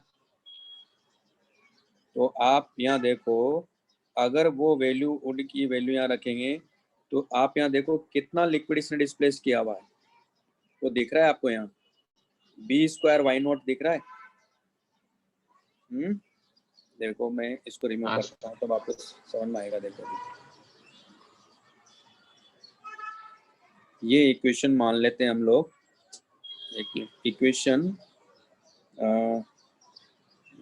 4 है ये, मैं इस इक्वेशन को बात कर रहा था, इक्वेशन 4 है। तो 3 and 4, तो फ्रॉम 3 and 4 तुम्हारे पास क्या रहा, देखो rho w a square x0 equal to क्या रहा है, इस क्वांटिटी को क्या लिख सकता हूँ मैं, रो w b square y0 plus v रो w ऐसे लिख सकते हैं, है ना। आप यहाँ देखो ये क्या रहा है, a square equal to x0, और ये क्या रहा है, देखो ये आ रहा है हमारे पास में b square y0 plus v आ रहा है। यहाँ देखो ध्यान से, ये v जो कि किसके, ये इसके इक्वल ही तो आ रहा था, देखो ये, और ये क्वांटिटी देखो ये इसके इक्वल आ रही। तो आप यहाँ देखो उतना ही तो वॉल्यूम इसने डिस्प्लेस किया, इसका मतलब अभी ये इतना वॉल्यूम डिस्प्लेस कर रहा है और v पूरा कन्वर्ट हुआ, तो यहाँ देखो वॉल्यूम ही चेंज नहीं हो रहा है, टोटल वॉल्यूम क्या बना हुआ है, इक्वल आ रहा है, क्योंकि बाद में इतना वॉल्यूम इसने डिस्प्लेस किया, पूरा जो मास जो कन्वर्ट हुआ वो आइस का, वो उसके इक्वल आ जा रहा है ये इस क्वांटिटी के, देखो यहाँ। और ये b स्क्वायर y0 अभी भी उतना डिस्प्लेस कर रहा है, इसका मतलब हुआ इस केस में वाटर लेवल चेंज ही नहीं करेगा आपका। ये बात समझ में आई, क्योंकि दोनों का सम किसके इक्वल चला रहा है, क्योंकि अभी भी देखो इतना ही तो डिस्प्लेस किया इसने, b स्क्वायर y0 प्लस पूरा वो कन्वर्ट हुआ जो, तो वो किसके इक्वल चला रहा है, इसके इक्वल चला रहा है ना। इसका मतलब वाटर लेवल में कोई चेंज नहीं आएगा। तो इससे कंक्लूजन ये निकल रहा है, अब यहाँ अब ध्यान से सुनेगा कंक्लूजन क्या है, कि हमने देखा कि आइस की डेंसिटी कम थी, वो मेल्ट होके वाटर बन गया, है ना, तो वो पूरा फ्लोट कर रहा होगा। तो अगर कोई भी बॉडी ऐसी है जो मेल्ट करने के बाद भी अगर वो बॉटम पर नहीं जा रही है, तो वाटर लेवल कभी भी चेंज नहीं होता है। जैसे यहाँ हमने वुड क्यूब रखा तो ये फ्लोट करने लग गया, तो जब भी अगर ऐसी कोई बात बनती है कि अगर बॉडी फ्लोट करने लग जाती है, इसका मतलब ये हुआ कि वाटर लेवल कभी भी चेंज नहीं करेगा। वाटर लेवल तभी चेंज करेगा जो बॉडी आइस के अंदर उसकी डेंसिटी वाटर से अगर ज्यादा है, तभी वाटर लेवल हमेशा क्या करेगा, डिक्रीज करेगा, वाटर लेवल कभी इंक्रीज नहीं करेगा। तो कंक्लूजन ये, या तो सेम रहेगा या डिक्रीज करेगा। वो भी इस बात पे डिपेंड करेगा कि जो बॉडी अंदर है उसकी डेंसिटी वाटर से ज़्यादा है कि कम है। अगर वाटर से कम है तो वाटर लेवल चेंज नहीं करेगा, और वाटर से ज़्यादा है तो वो सिंक कर जाएगा, सिंक कर जाएगा तो वाटर लेवल डिक्रीज कर जाएगा। आप अपनी लैंग्वेज में इस पॉइंट को लिख लो, ठीक है, और नहीं तो मैं लिखा देता हूँ।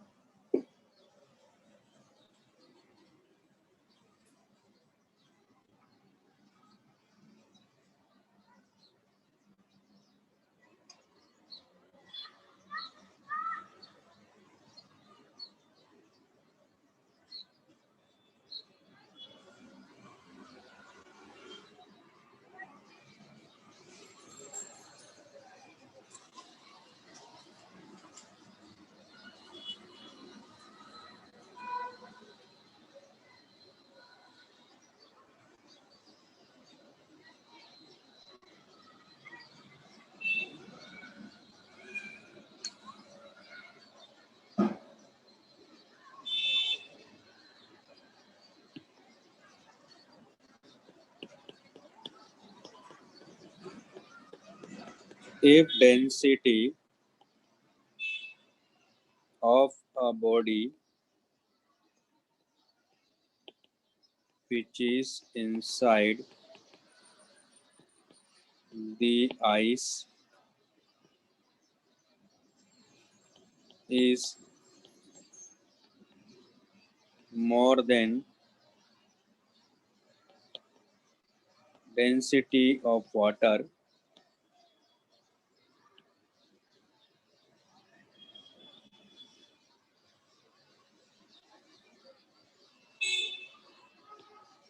if density of a body which is inside the ice is more than density of water, then water level decreases. But if density of a body which is inside the ice is less than density of water,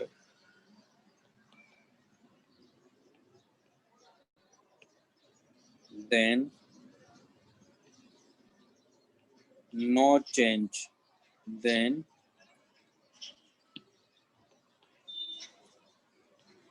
no change in water level. Then लिख लीजिए, यहाँ लिखवा देता हूँ। तो note क्या है? If density of a body which is inside the ice is more than density of water, then water level decreases.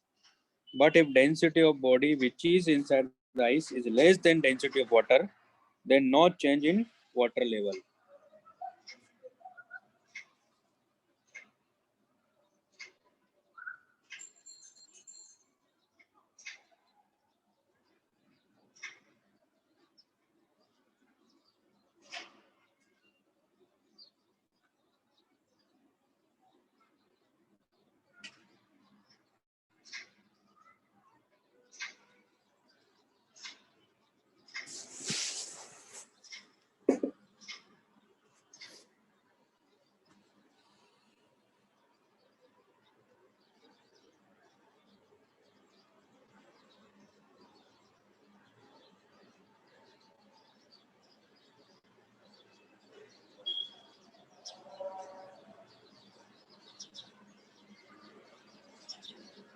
लिख लिया?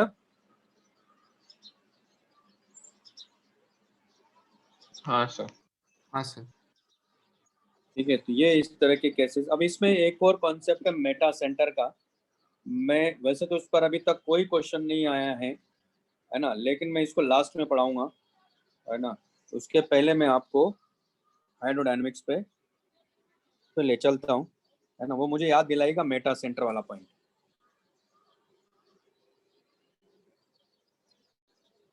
तो नेक्स्ट जब हमारे पास में हाइड्रो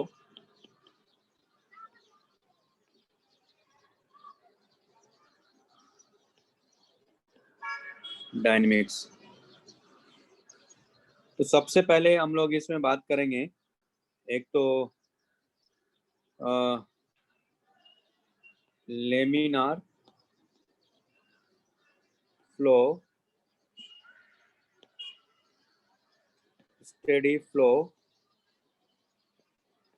स्ट्रीमलाइन फ्लो,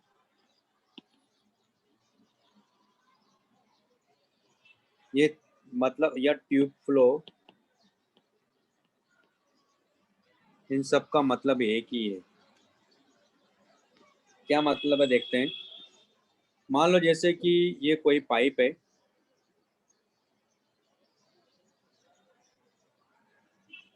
और इस पाइप में मान लो लिक्विड फ्लो कर रहा है। ये मैंने उसका एक स्मॉल पार्ट सेक्शन लिया है, मतलब ये नहीं कह रहा हूँ कि केवल यहीं से, मतलब एक स्मॉल पार्ट है मान लो ये, है ना। तो यहाँ से लिक्विड मान लो एंटर कर रहा है, तो बड़ा सा पाइप होगा है और यहाँ से लिक्विड बाहर जा रहा है, ठीक है। तो अगर मान लो मैं कहता हूँ कि अगर कोई पार्टिकल मान लो यहाँ से एंटर किया और वो अगर इस स्ट्रीम में आ गया, तो इसका मतलब वो इसी स्ट्रीम को फॉलो करता हुआ बाहर जाएगा। यानी अगर मैं यहाँ कोई पॉइंट चूज करता हूँ ए, बी और सी, तो आप देखोगे कि कोई भी पार्टिकल अगर मान लो ए पर आएगा, तो कोई भी पार्टिकल अगर वो यहाँ से इस स्ट्रीम में आ गया, तो कोई भी पार्टिकल अगर ए से पास होगा तो उसकी वेलोसिटी हमेशा वी है, वेक्टर ही होगी इस पॉइंट पर। अगर वो बी से पास हुआ तो यहाँ से वेलोसिटी हर पार्टिकल की वी भी वेक्टर ही होगी, और यहाँ से अगर पास हुआ तो वो हमेशा वी सी वेक्टर ही होगी। आप ये नहीं कह सकते हो V A equal to V B equal to V C, ये कोई जरूरी नहीं, हो भी सकता और नहीं भी हो सकता। अगर स्ट्रेट लाइन में है तब तीनों की स्पीड क्या होगी यहाँ, और वेलोसिटी भी सेम होगी। यहाँ भी स्पीड सेम हो सकती है लेकिन वेलोसिटी सेम नहीं होगी, है ना। तो लेकिन हर ए पॉइंट पर जब भी कोई पार्टिकल आएगा और इस स्ट्रीम में कोई पार्टिकल फंस गया, तो वो अगर ए से पास हुआ तो डेफिनेटली बी से भी जाएगा, और बी से अगर पास हुआ तो सी से भी जाएगा, यानी ए बी सी से पास होना ही होना है। इसको बोलते हैं स्ट्रीम लाइन फ्लो, और इसको लेमिनार फ्लो भी बोलते हैं, ठीक है। या इसी को ट्यूब फ्लो भी बोलते हैं। ट्यूब फ्लो कैसे बोलते हैं, क्योंकि यहाँ क्या होगा, दरअसल ये स्मॉल, ये स्ट्रीम से मिलके एक तरह से ऐसी ट्यूब बनेगी। यहाँ इस ट्यूब में भी कोई फंस गया तो वो इस ट्यूब के अलोंग ही मूव करेगा, है ना। तो ऐसी तरह से ट्यूब्स बनेगी यहाँ, तो इसको हम लोग ट्यूब फ्लो भी बोलते हैं। मेरे ख्याल से बात समझ में आगे होगी, या मतलब क्या हुआ, है ना। तो इन streamlined flow,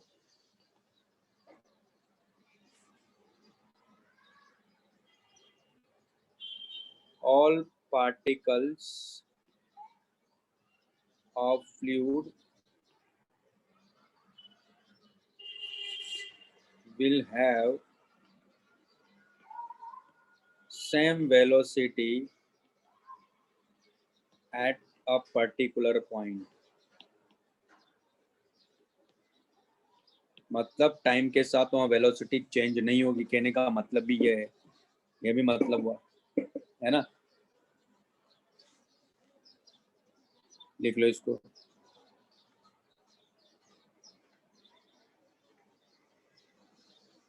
sorry, at a particular point.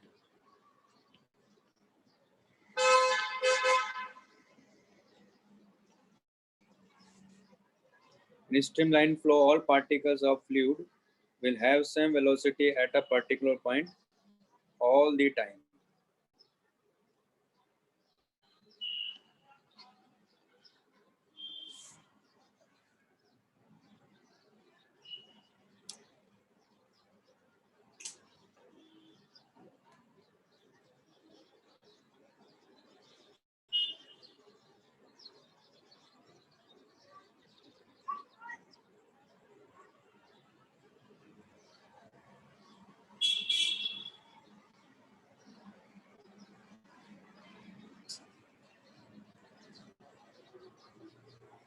एक होता है टर्बुलेंट फ्लो, कोई बताता हूँ पहले मैं,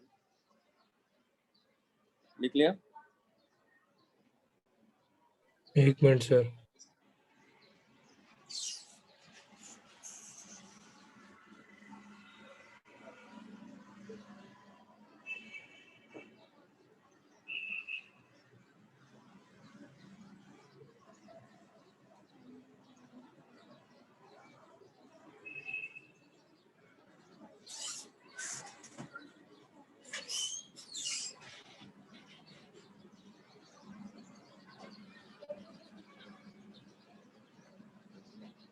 अच्छा, ये भी ध्यान रखना है इसमें, वो लिखवा देता हूँ, दो स्ट्रीम कभी भी इंटरसेक्ट नहीं करती इसमें, ये भी ध्यान रखना है।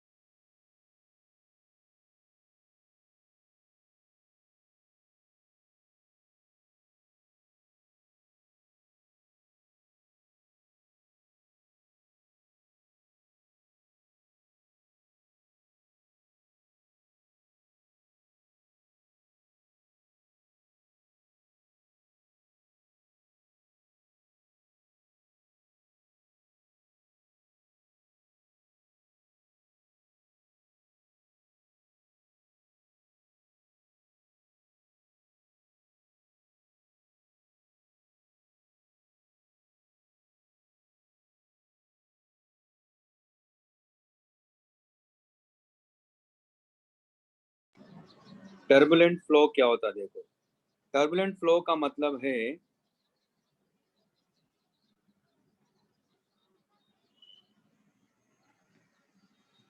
velocity of fluid particles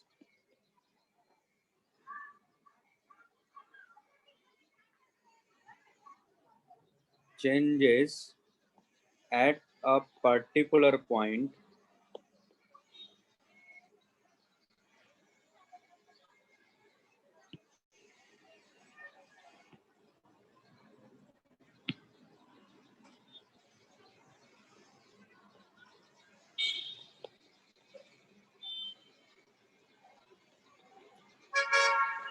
with time। तो मान लो जैसे कि यही ट्यूब है, मान लो इस तरह का, तो अगर मान लो जैसे मैं बात करूं यहाँ से लिक्विड एंटर किया, तो हो सकता है कि ये पार्टिकल जैसे जा रहा है तो मान लो ऐसे रोटेट कर जा रहा हो, ठीक है, ये ऐसे रोटेट कर जा रहे हैं, इसको टर्बुलेंट फ्लो बोलते हैं, मालूम है। तो पार्टिकल्स की वेलोसिटी क्या, और यानी घूम जा रहा है, यानी किसी पर्टिकुलर पॉइंट पर अगर आप जाते हो तो हर पार्टिकल की वेलोसिटी क्या है, यहाँ सेम नहीं है, पार्टिकल की वेलोसिटी चेंज कर रही है, तो इसको बोलते हैं टर्बुलेंट फ्लो। तो velocity of fluid particles changes at a particular point with time. तो कोई भी पॉइंट अगर आप चूज करोगे तो वहाँ टाइम के साथ वेलोसिटी क्या हो रही है, कंटिन्यूसली चेंज हो रही है, इसको बोलते हैं टर्बुलेंट फ्लो। ठीक, बना लो इसको भी।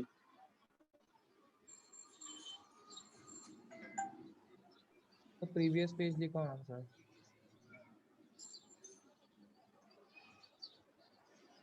हाँ, इसमें लाइन इंटरसेक्ट भी करेगी,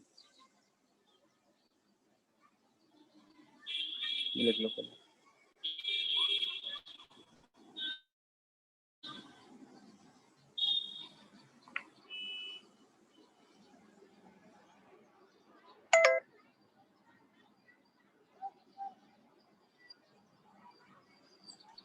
हाँ सर हो गया। लिख लिया। Yes sir.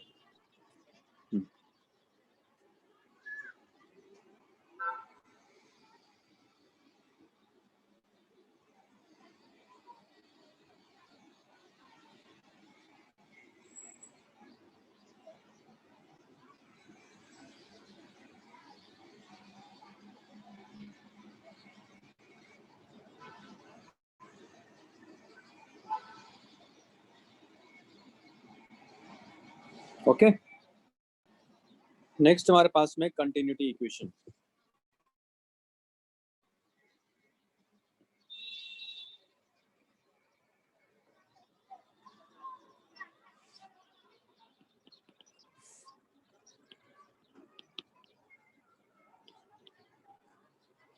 Continuity equation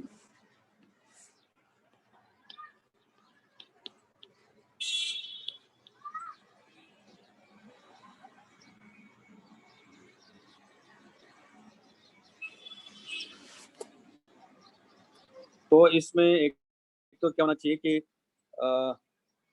laminar flow होना चाहिए, स्टडी फ्लो होना चाहिए, ठीक है। और इसको हम लोग law of mass of law of conservation of मास क्या है, law of conservation of mass in fluid mechanics हम लोग बोलते हैं।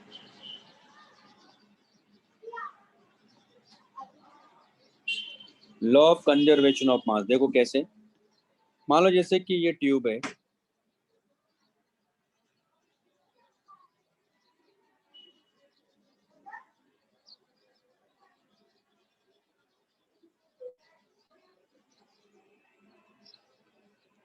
तो यहां से मान लो लिक्विड एंटर किया,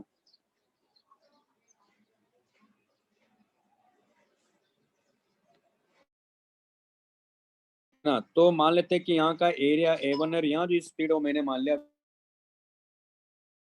और यहाँ का जो एरिया क्रॉस सेक्शन है वो A2 और यहाँ की जो स्पीड जो बाहर आ रहा है जिस स्पीड से लिक्विड वो V2 है। तो मान लो यहाँ से मान लो डेल्टा टी टाइम में ये लिक्विड चला। अच्छा एक चीज और है इसमें मालूम है, मैंने कहा ना law of conservation of mass in fluid mechanics है, तो ऐसा हो सकता है कि बीच में कहीं मान लो लिक्विड अगर मान लो कंप्रेस हो गया, तो ये इस इक्वेशन में इनकम्प्रेसिबल फ्लूइड की बात ही नहीं की गई है। वैसे तो हमारे कोर्स में इनकम्प्रेसिबल लिक्विड को लेकर बात करेंगे, हम नॉन विस्कस लिक्विड की बात करेंगे, लेकिन इसमें हो सकता है कि डेंसिटी वेरी कर रही हो, इसलिए तो मैंने क्या कहा, law of conservation of mass in fluid mechanics इसको कहा गया है। लेकिन जो हम इसके बारे में बात करें कंटिन्यूटी इक्वेशन के बारे में, तो वहाँ हम लोग डेंसिटी थ्रू आउट क्या मानेंगे, सेम मानेंगे। तो जैसे मैं आपको यहाँ बताता हूँ कि मान लो ऐसा पॉसिबल है कि इधर जो डेंसिटी मान लो यहाँ ρ1 डेंसिटी और इधर मान लो डेंसिटी जो है यहाँ से आ रहा है वो मान लेते हैं ρ2 डेंसिटी है। तो मास लॉ ऑफ कंजर्वेशन मास का मतलब ये हुआ कि मान लो यहाँ से मास जो एंटर करेगा, यानी अगर इसकी स्पीड v1 है तो डेल्टा टी टाइम में कितना एंटर किया, तो v1 डेल्टा टी चला है। इधर इसका वॉल्यूम कितना हो गया, A1 से मल्टीप्लाई करेंगे तो डेल्टा m कितना होगा यहाँ, तो ये आ जाएगा v1 delta T into A1 into ρ1, ये मास हो गया।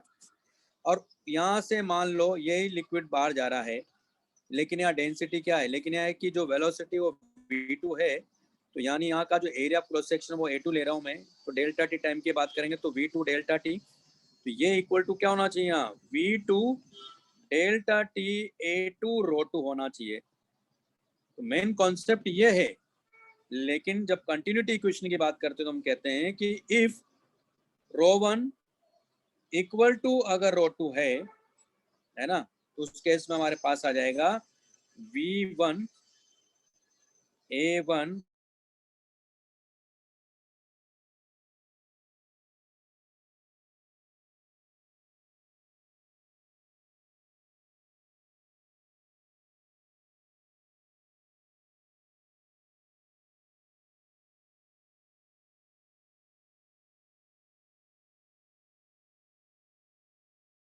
ओके, लिख लो इसको। तो वैसे तो जब हम लोग यहाँ क्वेश्चन सॉल्व करने जाएंगे उसमें, क्योंकि जब बर्नौली इक्वेशन की मैं अभी बात करूंगा उसमें नॉन विस्कस फ्लूइड की बात करेंगे, है ना। नॉन विस्कस फ्लूइड होगा एक तो, और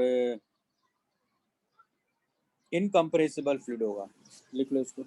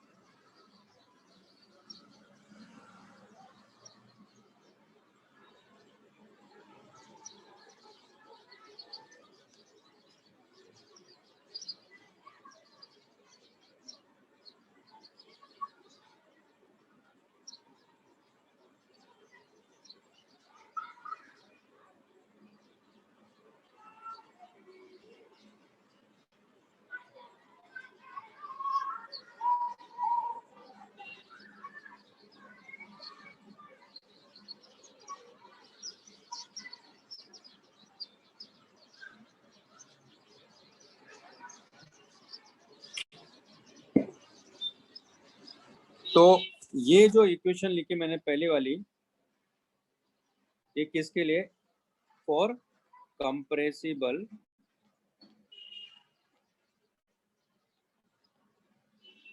फ्लूइड, और ये फॉर नॉन कंप्रेसिबल या इनकम्प्रेसिबल, फॉर इनकम्प्रेसिबल।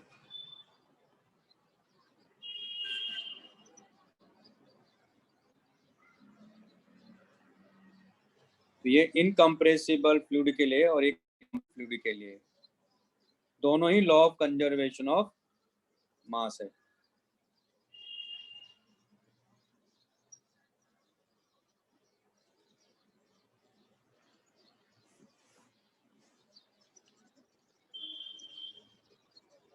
अच्छा, इसमें क्या होना चाहिए? मतलब स्ट्रीमलाइन फ्लो होना चाहिए और नॉन विस्कस।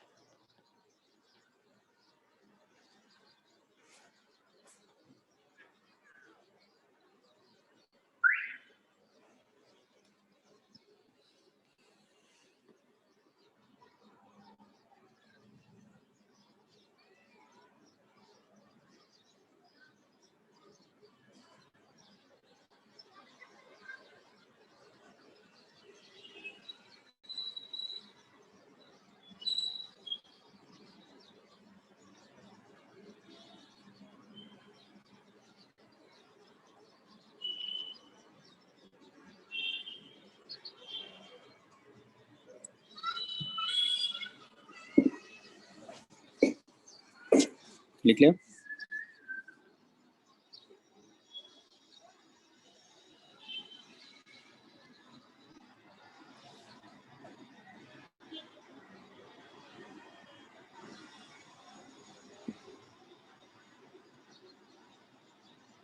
चलिए फिर आज इतना ही करेंगे।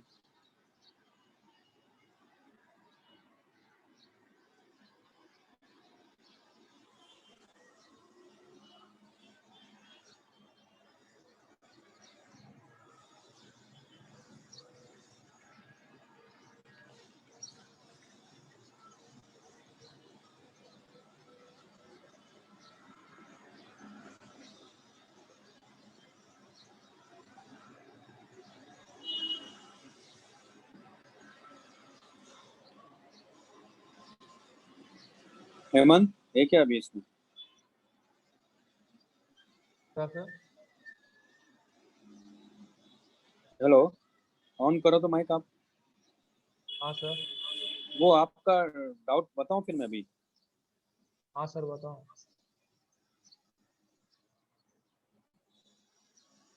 दरअसल उसमें क्या था, वो कह रहा देखो यहाँ ये स्फेयर है, ठीक है ना, और यहाँ क्या है कि ये इस तरह का है, ये जो प्लेटफॉर्म है ना वो इस तरह का है।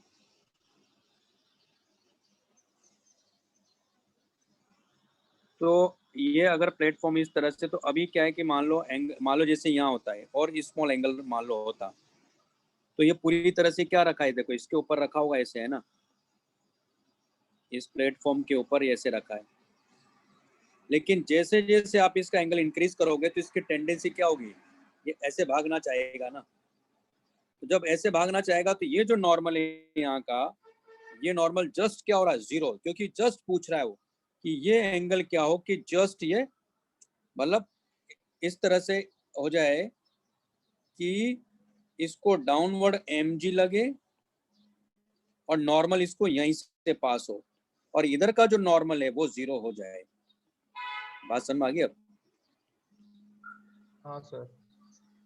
तो ये कॉन्सेप्ट था इसमें, क्योंकि अब देखो ना आप, क्योंकि अगर आपने और एंगल बढ़ाया, और एंगल अगर आपने इंक्रीज कर दिया, मान लो यहाँ से एंगल ऐसे इंक्रीज कर दिया, तो ये बॉडी क्या करेगी, ये बॉडी तो आगे मुंह कर जाएगी, तब तक वहाँ रुकेगी नहीं, वो बॉडी तो आगे क्या कर जाएगी, ऐसे नीचे चली जाएगी वो। तो जस्ट उस कंडीशन के लिए क्या चली आ रही, जस्ट इस टिप पर चली आई बॉडी, यानी यहाँ का जो नॉर्मल है वो जस्ट क्या हो जा रहा है, 0 हो जा रहा है। क्लियर? ये कॉन्सेप्ट था उसमें। तो इसका मतलब उसके करस्पॉन्डिंग देखना था अपने को। तो ये हमारे पास में आर था, ये एंगल थीटा निकल के आ रहा था, ये कैपिटल आर था, तो फिर R by capital R equal to क्या चला जाएगा, साइन थीटा। तो थीटा की वैल्यू होना चाहिए sine inverse R by capital R. Okay, यही आंसर था उसका। ठीक है, हाँ सर। चलिए फिर ओके बाय।